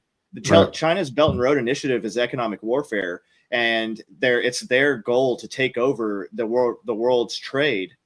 And they were using Iran's proxy forces to do this by creating chaos and by pushing these especially Northern African countries into positions where they had to fall back on China for support because of what was happening. The United States couldn't get involved or couldn't do certain things with some of these countries.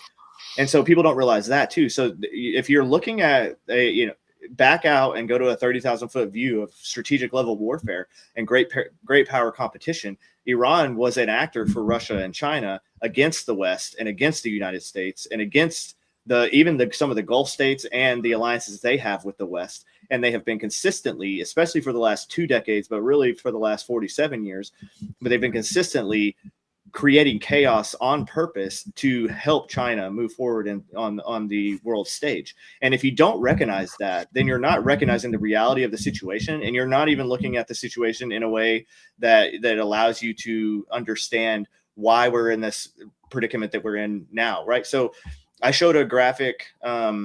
I shared a graphic a few, I don't know, it was days or a week ago or whatever, but it was the world trade from 2000 until 2024. And in 2000, the U.S. dominated world trade, and most of the world trade was us and the rest of the world.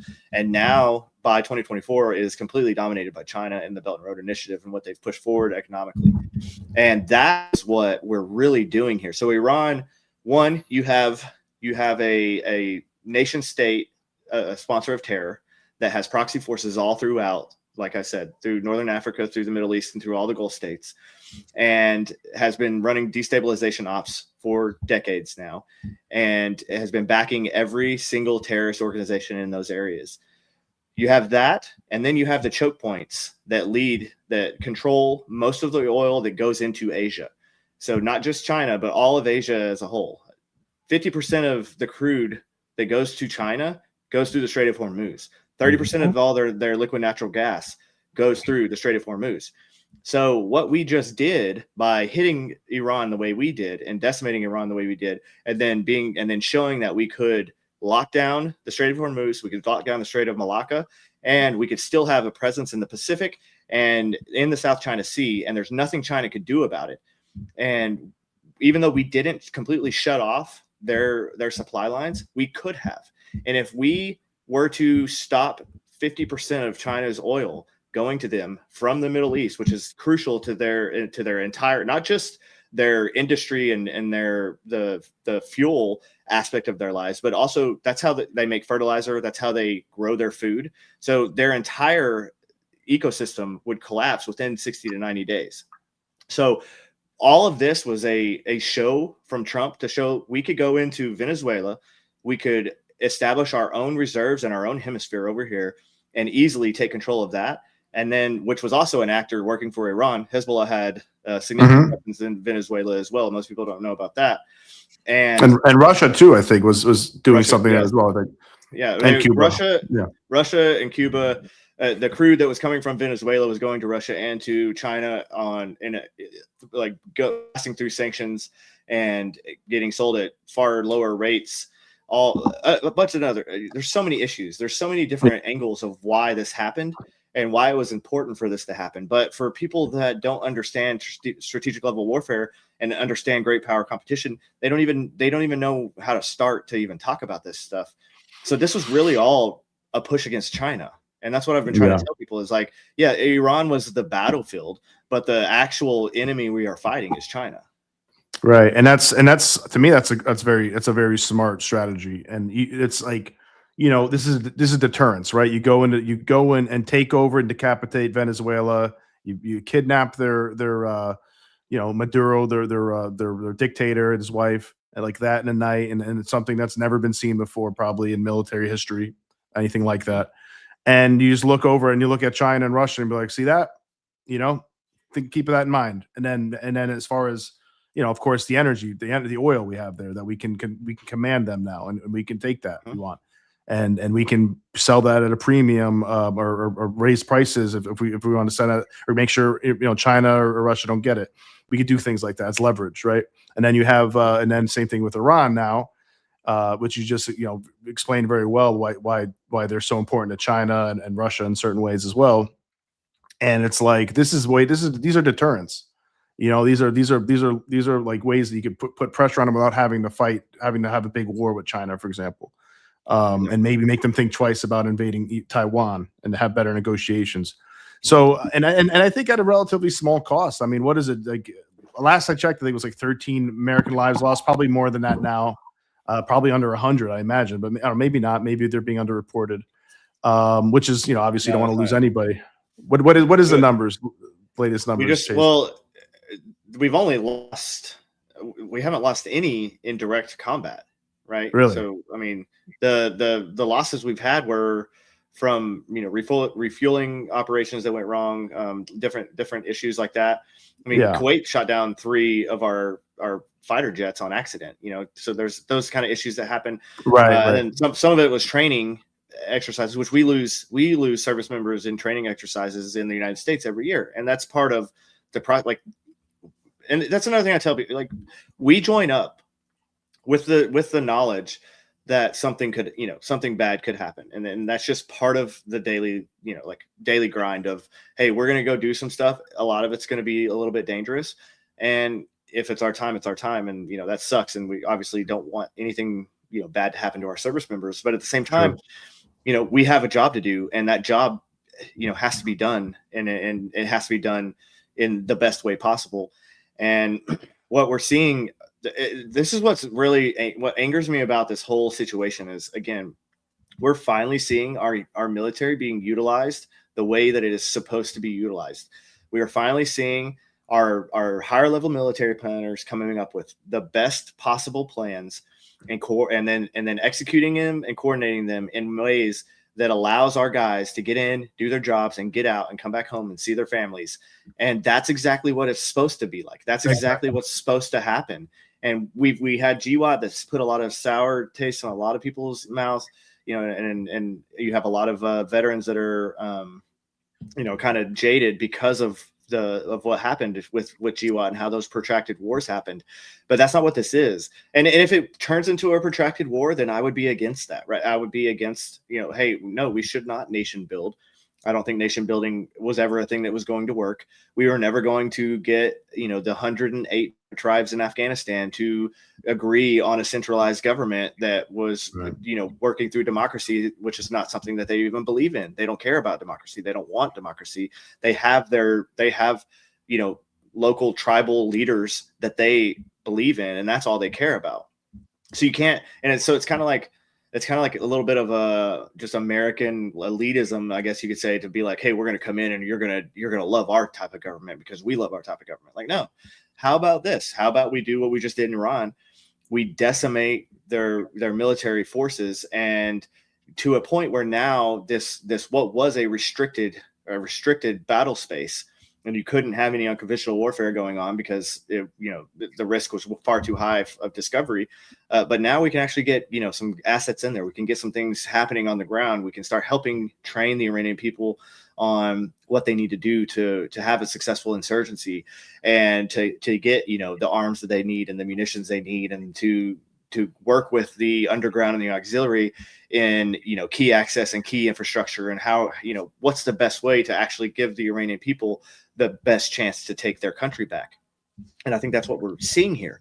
And so from this standpoint, everyone who's like pro-military and pro, just American exceptionalism at all should be like, this is amazing what's happening right now. Like it really, really is. And it shows the massive capabilities that we have. Like we locked down,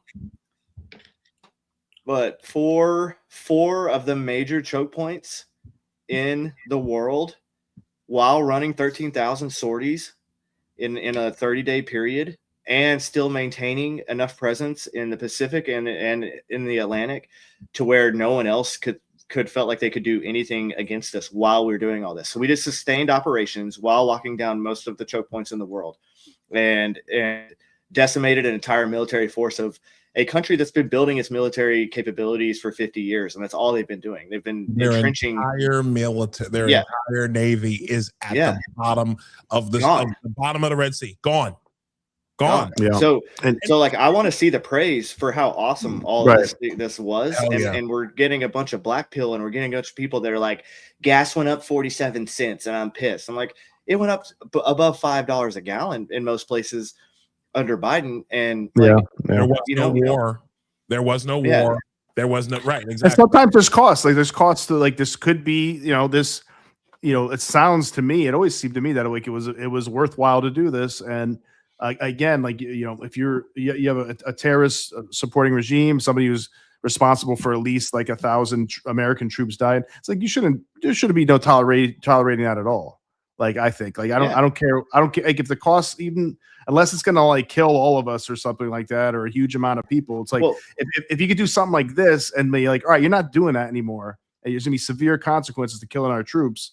and trying to pull shit. Like I love what Trump did with Soleimani, for example. Like we got to be doing more things like that. There's somebody who's just continuously masterminding terrorist attacks and going around the world. It's like that guy's got to go, man. He's got to go immediately. But I just want to say one thing, Isaiah. Like, so I'm sorry, I know I'm yapping a lot, but to your point, Chase, like CNN, MSNBC, you go on these like different liberal point of view, like I'm sure like the Daily Show, like you go on there and they the words they use are like it's a disaster.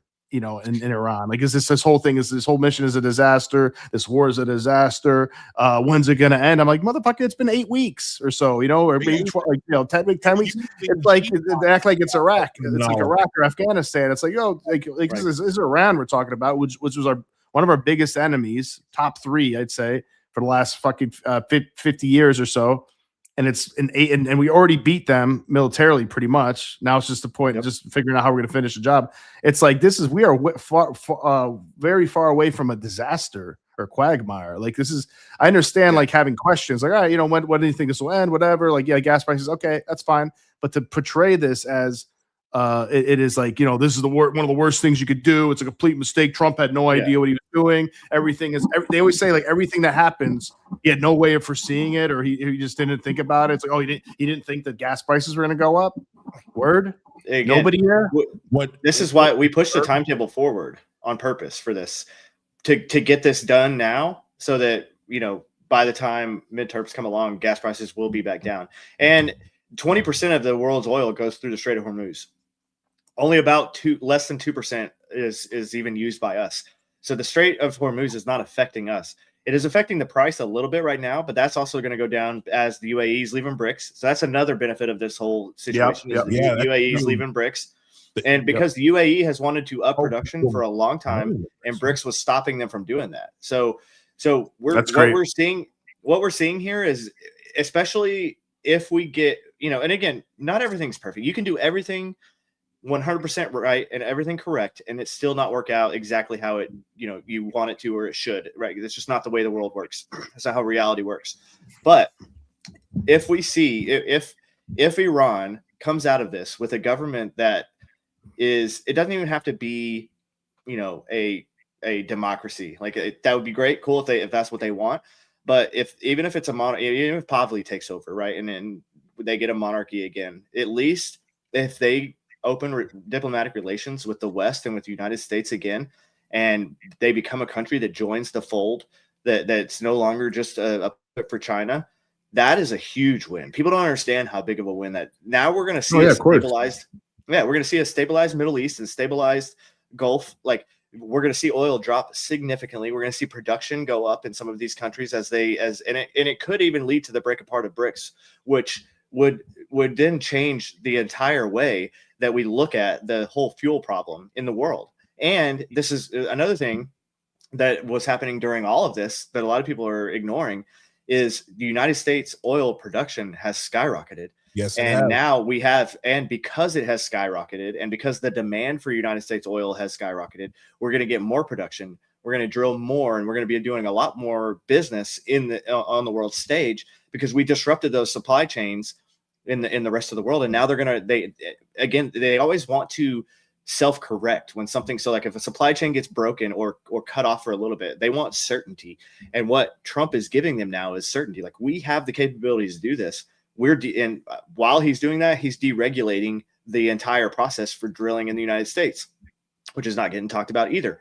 And so all of these things are happening, and some of them take some time, right? We are ramping up production, and we are going to be producing a lot more here in the next 2 years than the United States has ever produced in history. And so these are all really great things, and it's gonna. I'm pretty optimistic, and I'm pretty happy with what's going on. So. But even before all of this, right? A lot of people don't really talk about or appreciate the fact that we went to Venezuela first, because Venezuela was the head of the hydra, so to speak, for Iran and China and Russia's operations on this side of the world. Okay. Yep. You mentioned the Belt and Road Initiative. The Belt and Road Initiative, I could not, like, you would be shocked at how many roads and bridges and tunnels were built by the Chinese in nearly every country in the West Indies, in the Caribbean, Jamaica included. I was down there a couple years ago. I saw these roads in Jamaica being built. The fact that I saw the built roads, rather, like there's a giant expressway that leads right to one of Jamaica, like the port of Kingston. That it's real. Like they would not have as many roads through as many parts of the island of Jamaica as they do without the Belt and Road Initiative. That's real. The Costa Rica too. Yeah, I've been down in Costa Rica. You know, it's where my dad's from, and they got I think they helped China build their stadium, their soccer stadium, the main soccer, and I'm sure they've done a lot more than that down there. So, but even but like plenty of other countries. Yeah, they're in our backyards. Yeah, people don't understand how critical getting Maduro out of Venezuela and getting him, and really like freeing taking back control of the Panama Canal. All of these things leading, we would not be able to have the operations that we have in Iran without going to Venezuela first. Yep. Like everything has made sense over the last 12, 14 months or so that all of these things collectively have been happening. So I'm not going to sit here and pretend like there are cooler heads that are prevailing and things are actually getting done that are benefiting. All of this is America first. Yep. And I said this when it first happened. But shouldn't be and to your point too, Chase and Isaiah, like shouldn't we be doing these things when we have the strength to do it? Like when we have the power to do it before it's too late, when they have too much leverage, they're set up too much. Cuba is next. That'd be great. If we could do it and made it so easy, of course we should do it. Like, because these guys, like, China especially is creeping along and trying to get as much power and influence as it can. And we have to undermine them. They've been undermining us for decades. We have to undermine them at every point so we can prevent, we can make it so war is just not it's just not even an option for them, hopefully. Right. Rather than being let's see, maybe we can take these guys. Maybe we got the oil from Venezuela and Iran. We got this going. We got this. We got that. And it's like, no, you don't. So now what? Really don't. Yeah. Because they don't. To the point about Cuba being next, I do want to just just share this real quick from the Manhattan Institute, Daniel DiMartino. That's Rubio, right? Is that Rubio? You know what? Oh shit, it is. I think so. Avery Schmitz reports from CNN, the United States has conducted at least 25 intelligence gathering flights off the coast of Cuba since early February. Let's get them. Cuba is next. Kick the commies out. Monroe Doctrine, man. Kick them out of our hemisphere. Get the hell out of here. We've got to. I'm sorry. Get them out of here. Getting Cuba, liberating Cuba from these fucking communists is, to me, of the greatest importance. And it's great for the people too. For the Cuban people, the Venezuelan people, absolutely, for Iranian people. When if we are able to get some kind of regime change and help them, I heard that at least 80%. Chase, just to ask you, I don't know. You probably have insights in this. I heard at least 80% of Iranian people hate the regime. Hate the Iranian regime. At least 80%. I mean, yeah. Okay. It's a significant amount. The real problem is that there's about 11 different kind of, I don't even want to call them ethnic groups, but there's 11 different groups of people in Iran, and they all hate the Islamic Republic, but they also don't really know how to work together. And so that's one of the problems we're seeing, is because anytime you want to do a big push to overthrow an entrenched tyrannical government, you have to have some level of coordination. You have to have some, you can't just you can't just go one province at a time and just take it, because eventually they're going to kind of see the pattern of where you're going, and they're going to mass forces, and then they're going to destroy you. So it does have to be a well thought out process and a coordinated process. And I think that's what, the initial bombing campaign, 13,000 sorties, right? Like 13,000 sorties. We lost 2 aircraft in those sorties. So, and that's another thing too, people don't understand, is Iran was using a lot of systems developed in Russia and China. I'm not saying they were their priority systems, but they were some of their better systems that both of those countries have developed. And we decimated them, and we did 13,000 sorties and lost 2 aircraft. So what does that tell China now? It tells China that, guys, it doesn't matter how tough or how great you think you are. We walked right in, and we did whatever we wanted. And in what would be considered, controlled airspace, we basically controlled the air the entire time, and there was nothing you could do about it. So it was China's missile defense system, I think, right? It did not work so well. No, it didn't work at all. I mean, like the 2 aircraft we lost, we really only lost 1, because one of the other aircraft that we lost was in the rescue effort to get that other aircraft. So it's like, so really there's only 1 out of those actual sorties that we did. So 13, super efficient, man. that, very efficient, very the efficiency and the competence shown by the U.S. military is obviously unrivaled. But according to CNN, it's a disaster. And but I want to get back to Cuba. But while we're on the subject, so you think that we eventually are going to be able to arm the people of Iran to fight against, was it the IRGC or whatever? Do you think that's and if so, how would we do that? How are we going to get the arms in there to them? We probably aren't. So the United States, we have never had that great of an intelligence presence inside of Iran, but the Gulf states and Israel do. So whether or not the unconventional, warfare that's happening is led from us, I can't tell you that. I don't know. I don't know that we have necessarily boots on the ground, even if they're special mission unit boots. But there are assets on the ground for sure from some of these countries in that area. And my hope is actually that they are, that the United States is telling some of these countries, like, hey, Iran has been nothing but a hindrance and a chaos maker for your entire region for 50 years. Do something about it right now. We just destroyed all of their military capabilities, and now all they are is just a bunch of dudes with AKs. They don't have anything else left. They have very few capabilities that they can utilize. They have some drones that they've hidden. They have some missiles that they still have hidden, because again, what they did is they took all this money that they had, and it was all, they weren't helping their people. They weren't helping their economy. They weren't trying to build infrastructure. They weren't trying to build, cities like Tel Aviv. They were building bunkers and underground military establishments to push, munitions and to have weapons caches and all the things that they were doing. So we've destroyed most of them, but they still have some pop outs that they're going to use and they're going to try to affect things with.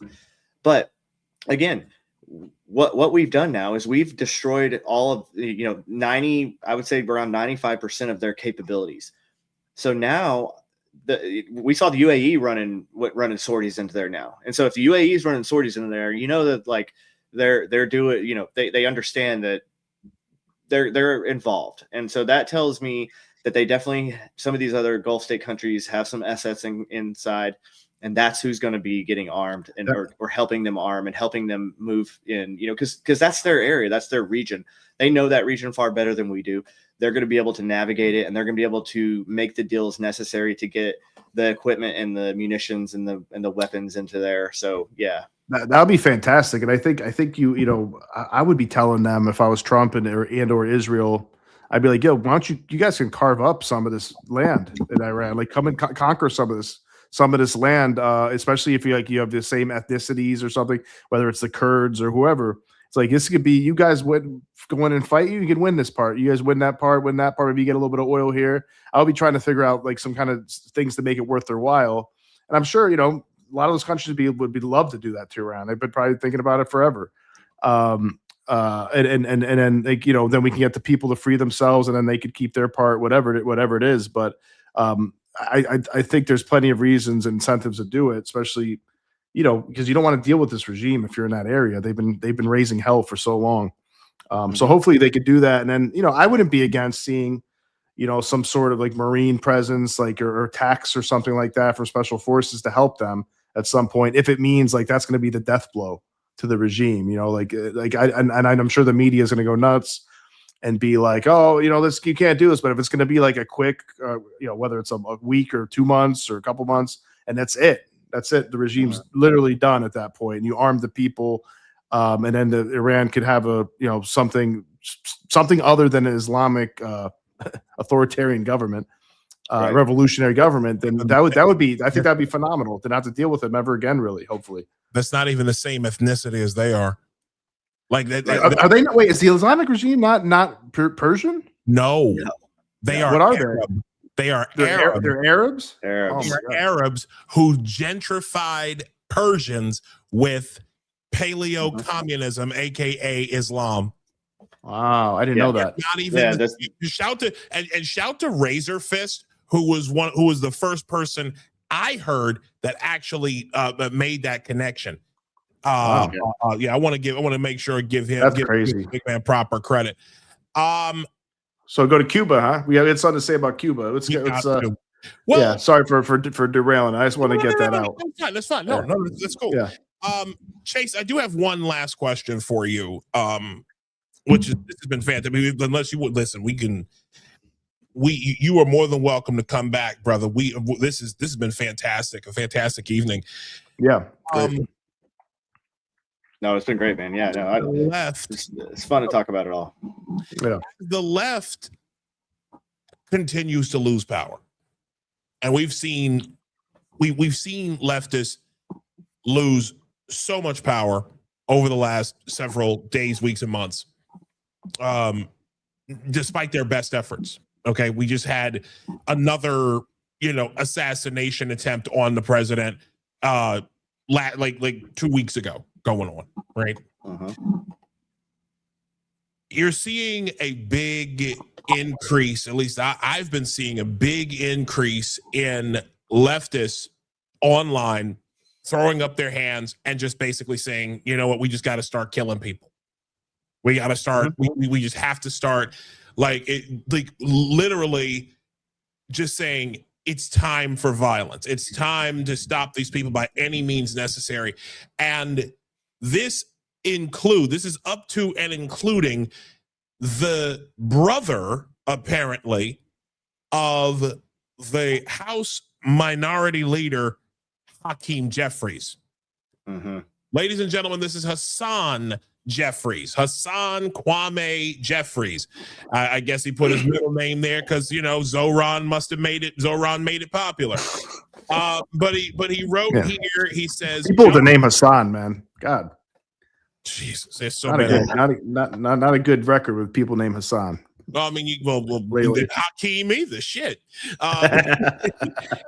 He said John Brown understood that the only way to free America from the scourge of white supremacy was to get rid of white supremacists by any means necessary. He was right then. He is right now. And this is, again, the brother of Hakeem Jeffries. He should be really mad at the U.S. congressman is saying this shit. They're ready. The amount of people who are ready to go, the amount of leftists who are ready to go to war. And we've seen the John Brown gun clubs. We've seen this. We've seen Antifa murder several police officers and shoot several others. We've seen Trantifa. Yeah, we see Trantifa. Matter of fact, a shooting happened upstate New York, further upstate than where I'm at. Like, we're seeing this stuff happen, and it's starting to just ramp up more and more and more and more. I do want to get your thoughts on this, Chase, and then after I hear your thoughts, I want to share. I want to show you something else, because the eliminationist rhetoric is even being shown on CNN. So, what are you seeing, Chase? And should we prepare? And how prepared should Americans be for what these people actually want to do? I mean, I'm 100% always carry with you, always have, don't ever let your safety or your family's safety be in anybody else's hands but your own, kind of person, because at the end of the day, you can call 911 and you can wait 15 minutes and maybe they'll get there, but things usually unfold in a matter of seconds. So definitely, if you're on the right, especially if you're any kind of person that has any kind of following, or could be a target for something, definitely you should be carrying. You should be aware of your surroundings at all times and know what's going on. And these are calls to action. I mean, Hassan Piker put out the same thing, and then now they're mimicking. They're continuing this kind of messaging that we just have to kill them, whatever. And it's a call to action because they know they're losing, and they know that the ecosystem that they were building under Biden is being dismantled, and there's nothing they can do about it. And now, the SPLC gets indicted, and you see, what's about to come from all of that. I'm pretty sure the ADL is going to get indicted soon as well. And we're going to see a lot of these leftist organizations that have been doing a lot of terrible things for a long time, finally get some justice out of it. And but they're going to fight back, and one of the things that I always thought right after Trump won, and in 24, and it was kind of one of those, the left was more quiet about it than I thought they would be. Right, there wasn't, you didn't see the huge push like after 2016 of like this was a stolen election, blah blah blah. You didn't see like a lot of that same rhetoric, and so I kind of looked at that and I was like, it's because they have other things, up their sleeve that they're going to be pushing. And that's what we're seeing. And that's what we saw, that with all these different nonprofits that are pushing all these different things. And we know Data Republican has been mapping a lot of these ecosystems very well. You have the paid protesters, you have all of these things that are kind of linked. Cam Higbee that infiltrated the signal chats of these groups that were following around ICE agents and trying to disrupt them from being able to deport people, all the stuff, right? I do think that there is potential for it to go a little more kinetic, but I just don't know that I don't know. If they do, it's going to be bad because there's just too many people on the right with guns, and we actually know how to use them. That's the main thing, is like, all these people on the left that think that they're the toughest and the strongest, and just like this dude, this clown that tried to go assassinate Trump, and he watched John Wick a couple of times, and then probably played some Fortnite, and then he put on throwing knives and a bunch of other nonsense, and then he ran in with a shotgun. Like, what are you going to do with a shotgun, you idiot? Like, the stupidest thing I've ever. A lot of these people, we're going to see these people that are not prepared for this. But they're going to try to take it to that level, and so you still, but a bullet from a tranny is still just could be as deadly as a bullet from anybody else. So you got to be prepared for it. And again, like I said, just always maintain your own security and always kind of know your environment. If you're going to be walking around in a downtown area of a city or somewhere like that, like just kind of know, have that part of your brain that's switched on and you're looking around at all times to kind of just make sure that there's nothing out of the ordinary going on, because it wouldn't surprise me if we saw some direct actions and some kinetic pushes, especially if the midterms go how I think they're going to go now that the SCOTUS decision and all that's done. If we maintain, one or both of the House or the Senate, then I think then they really will start pulling out as many of the stops as they can, because they have no other options. Because if they don't win in 26, they definitely don't win in 28, right? The only way I see them winning in 28 is if they win in 26 enough to where they can completely hamstring the rest of the Trump administration. They can tie them up in courts and in impeachment proceedings over and over, just like they did after the midterms, after his first term. and really make the rest of his presidency a lame duck presidency where nothing gets done, because then that'll black pill even more people on the right, and it'll they'll push their propaganda endlessly about how nothing's getting done and everything's terrible, blah blah blah, and they'll blame it all on Trump. So the only way, and then that could lead to a something in 2028 happening with one of their candidates. But if we win the midterms, I don't see a candidate that they have that's competent enough or well-spoken enough or smart enough to go up against any of the guys that we're going to have running for 2028. And so it's an important election, but in 26, and I think with what we've seen recently, I think we're looking pretty good for it. So same, because I like I said, if or like you said, you want to put AOC up against Marco fucking Rubio, AOC against Marco Rubio. Who the fuck else are you gonna run? You're gonna run let's see. She's funny, man. Eric Swalwell, that's over and done with. You're gonna run Kamala Harris again? Katie Porter. Katie Porter, like Jesus Christ. That's Get out of my fucking shot. That's the wine, dude. That is the wine mom lineup of 2028, bro. Could you imagine, bro? Kamala Harris and Katie Porter on the same. Okay, I forgot about Kamala. Like, bro, like smell the Chardonnay. My God, Chardonnay. Shake says, "Oh, it's Gavin." Oh, no, it's not. No, it's not. Gavin. Listen, it might be. It might be. It might be Gavin. Gavin Newsom. They might run Gavin Newsom because he's gonna run. He'll run. Well, I think the Democrats, if you want my honest opinion, I think the Democrats, as much as they don't want a white guy to run, as much as they've been preaching anti-white guy rhetoric for the last 10, 15 fucking years, they're going to run a white guy. Yeah. They're gonna do it. If they run a woman again, man, because the woman they have, if they run a woman again, man, it's going to be another L. Like it's not because they're women necessarily. It's because it's progressive woke Democrat women. Who's voting for Katie Porter, bro? Who's voting for Katie Porter? Who's voting? AOC they've been trying to push AOC as the face for a while, and it's like I hope they don't realize that it's not going well, because it is not going well objectively. Guys, who's voting for this? Yeah, nobody. Who's voting for that? No, that's AOC. Who's voting for AOC? AOC smiles like she's taking a shit. Okay, like literally, it's like something gigantic is coming out of her rear end. That's what she fucking looks like. She looks like she's straining to take a shit, like she's fucking constipated. She sounds like a college. She sounds like a high school chick or a college chick. And America, America, you want to put that in the Oval Office? Somebody who smiles like she's taking a shit.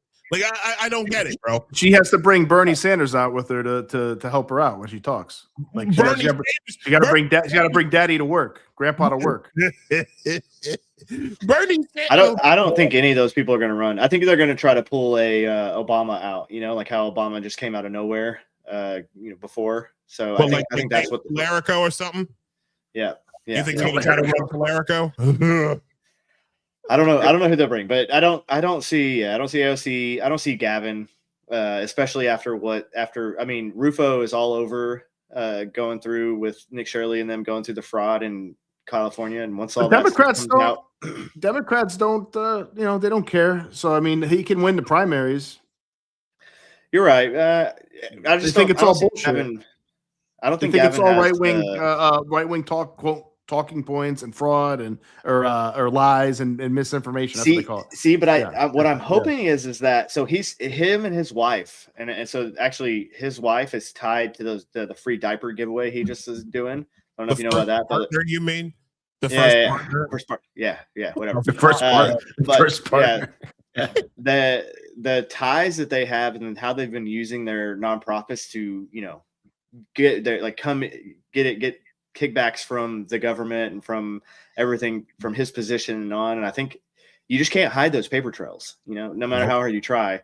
And in a federal grand jury is still a federal grand jury. So You know, Okay. they can say whatever they want, and you know, Democratic voters can say, "Oh, well, this is all right wing stuff." But if a grand jury comes back and says, you know, this is blatant fraud and you know, fraud, waste, and abuse, and you know, you used your position as governor to enrich yourself based on all of these findings, I don't know. You know, we'll see. How We'll see what happens. how does a grand jury work? Is that a jury of your peers, or is that like a jury of judges? How does that work? Actually, I'm not actually sure. It's the same. It would be the same pool of like a jury pool that would be for Okay. anything else. It's just you Now- just get pulled in. Now the question is, if that's in LA, for example, or something, is that going to be a bunch of woke progressives that are in the bubble who are going to get them off? You know what I mean? Well, there would still be grand jury selection, just like there would be, you know, for anything else. So they would go through and they would dismiss the people that are like posting that they love Gavin no matter what. Like there's still a process to it all, and it would be like federal jurisdiction, so it wouldn't necessarily be straight from. Okay. I don't know I hope so. what circuit it would actually be from or where it would come. But I know they could move it to a federal court where it would actually make sense that it could happen. So it sucks. I do have, and I hope you're right, but I do have skepticism because there's so many activists, like far left activist judges and far left activist DAs and lawyers and attorney generals, and it's and then the people, like if the people are watching CNN and MSNBC all day, like they're going to be like, well, everything Trump's doing is fascism and he's just trying to go after his political opponents, and this is all bullshit, and there's no way Gavin would do this. Democrats aren't like that, right. you know. So, well, the SPLC has a lot of power in the judicial and in the legal circles, and they got indicted. So that's from good. A grand jury. Yeah. So that's good. It gives me hope. It gives me hope that there is enough people out there that are going to see, you know, the fraud and the crime for what it actually is, and hope so, and hopefully do the right thing. Hopefully there's some accountability, man, for once. Chase, thank you, bro. What are you working on? One more thing. I want one more question. I got a lot of talked about this guy, but let's talk about China. Let's talk about China. Unless you got to go, Chase. What happened? Like, what do you think the chances are? Because you're a military man, Green Beret. What do you think that the chances are? Like, we will actually go to like a hot war, kinetic war with China over Taiwan, for example. And how do you think that would go for China or the United States? That's a great question. Yeah. Now I don't think there's any chance of it. Now that we've shown that we can cut off their oil supply, 50% of their oil supply without any issues. But people also like Taiwan is a natural fortress as well. It has its own strategic, terrain defenses. And if China were to take Taiwan, even without our help, they would lose a significant amount of military assets to actually take Taiwan. So I don't see them doing that with what we just shown, how we've just shown what we could do without even pulling. We still had an aircraft carrier strike group in the Pacific that could have reacted, in close enough to the South China Sea, where if they were to make a maneuver on Taiwan, we would have known about it and we'd have been able to react in time for them to not be successful. And I think the war game scenarios that they've done with China trying to take Taiwan, they lose about 30% of their military force just in that one push alone, just to take Taiwan, which is a significant amount, right? That's costly. Yeah, very costly. So I don't see, especially now, I don't see that's happening. And again, I think a lot of this the stuff we're doing in Iran was because we're going to fight these proxy wars, and because they just don't. One, they don't have the stomach for it, and two, they know they're going to lose. There's no outcome for China that they win. Warfare is no longer about how big your army is and how many men you can put forward, right? That's not the scale anymore that you have to look at. And the way that we're able to affect the battlefield, and not only that, but the way that we're able to affect every aspect of the battlefield, including information operations, including signals warfare, all the other aspects of it. I just don't see it going hot. And I think that this was a big step in that. And I always tell people, go back to look at Trump's national security strategy. So every president within their first 2 years, they have to put out their national defense strategy and their national security strategy. And Trump's most recent national security strategy put a lot of focus on interdicting and pushing back against the power of China and what China's trying to do and how they're trying to use proxy warfare. And so I think this is all part of that playbook that Trump's pushing forward. So I don't see it. And it's, I mean, it's what do you think about, and it's, I imagine, I think it would probably be because, well, Xi firing so many of his military advisors, right? Like higher ups, like really high. Yeah. Xi Jinping of China, the dictator, or was he prime minister or president? Yeah. President, right? I don't know, whatever. What do they call it? Yeah. Yeah, the Communist Party. He got rid of a lot of his military advisors, like quite a bit, I think, recently and over the last year or two. And do you think it's just because they're telling him, they're like, hey, this isn't going to work. I know you promised that you're going to take Taiwan in like 2027 or something like that, but this isn't going to work. That's probably what's going on. And yeah, and then you just dictators have to purge the ranks every once in a while just to root out any competition that might come towards them. Mao did it all the time.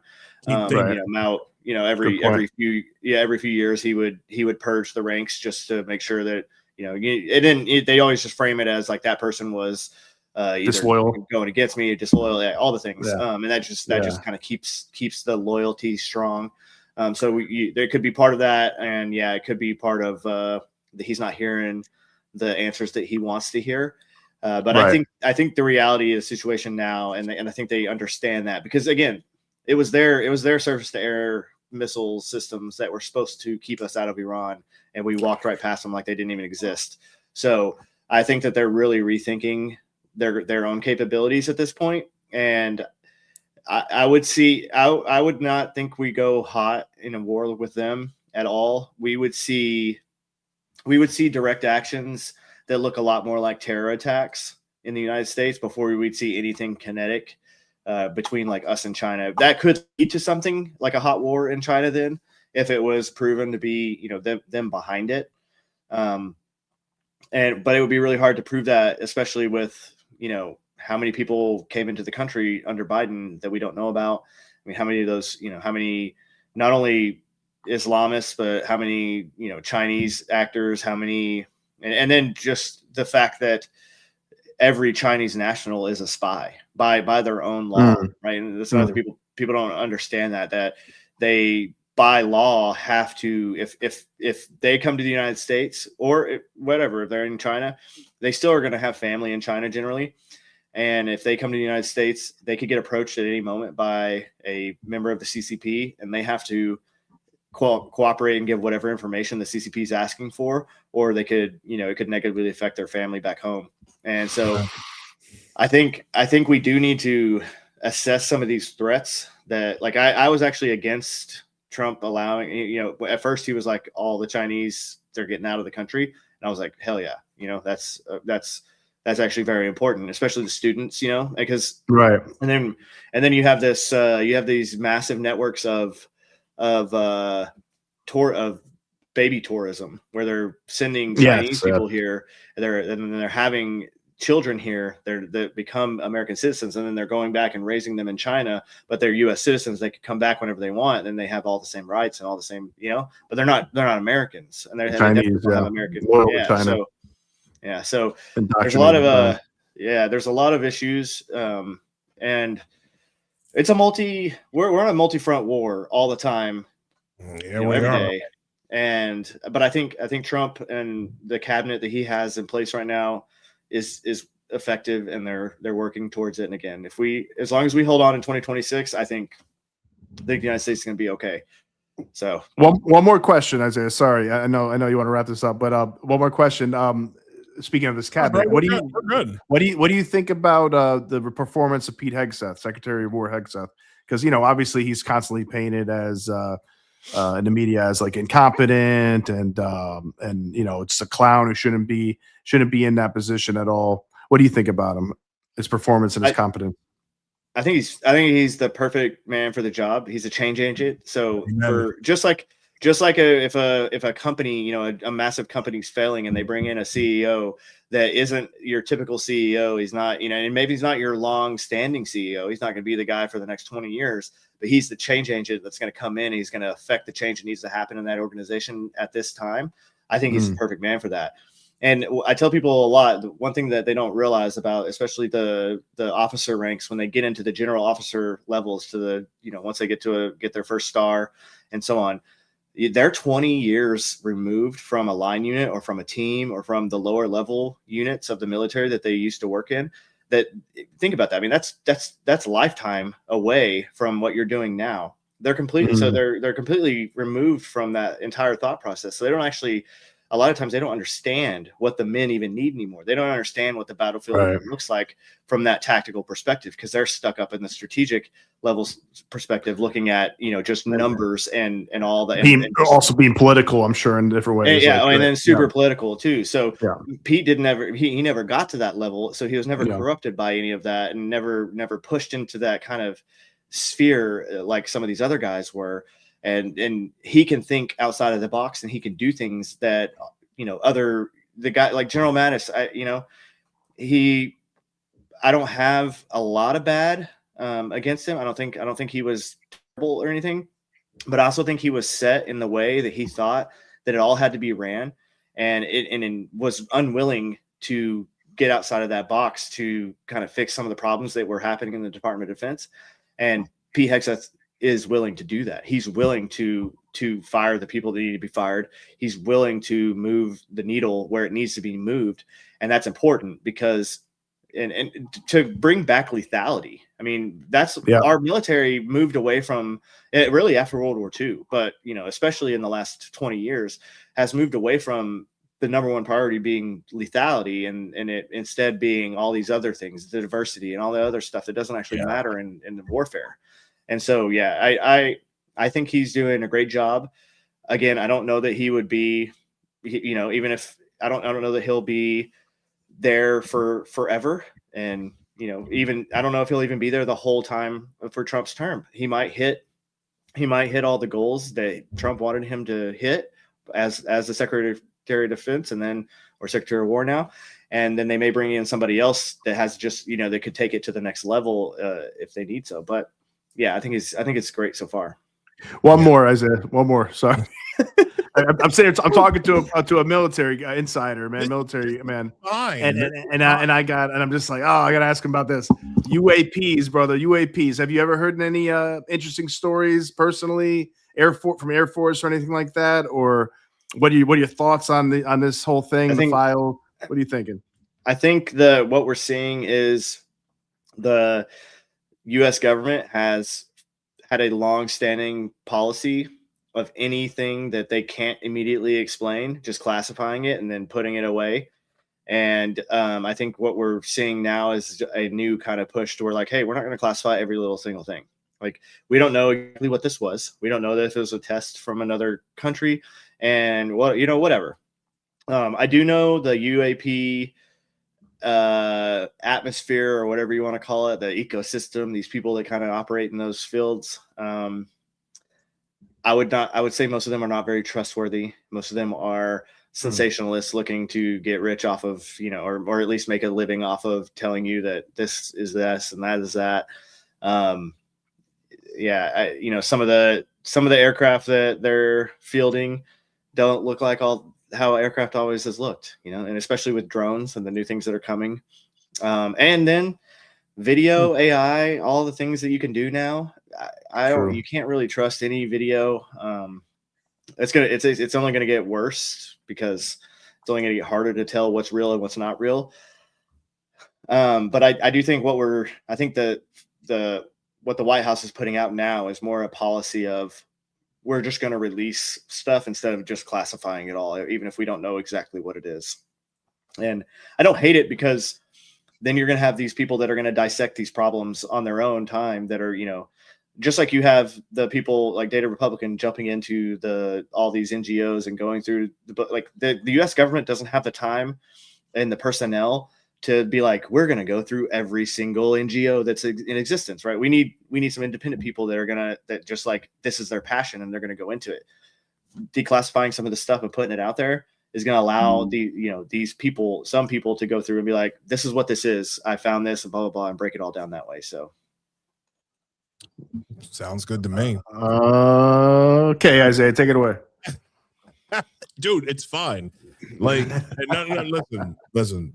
If there's one thing that, as a former military guy myself, I appreciate these. I appreciate these questions coming up. Or like, it kind of takes it. Some of this stuff actually takes me back a little bit to when, to even though I didn't serve long, but it's definitely good to have a military, a serviceman on with us to really that's really plugged into this kind of stuff, and who loves our country. And Chase, I really appreciate you coming on to the show tonight. And of course, there's Shake asking stupid shit. What did you do in the military? What did you do? I'm gonna be honest with you. I didn't do anything. I was not in long at all. Okay, like I was. If you honestly want to know, I was only in for 5 months and 2.5 weeks. I did not pass basic. Thank you for your service, Isaiah. There was no service. There was no, and I don't even like talking about it because, like, no, you're keeping it real. That's just how it went. Yeah, how it went. I have nothing to hide in that regard. Yeah. But I was there. I served. I did enjoy when I was there. Just wasn't able to pass. You probably did more than Tim Walls, right? What was he? What was he? Was he National Guard? What the hell was he doing? Plenty more. This is Chinese spy, probably. I don't know what he was, but yeah, he was Chinese. But yeah, he taught Chinese. Chinese spy.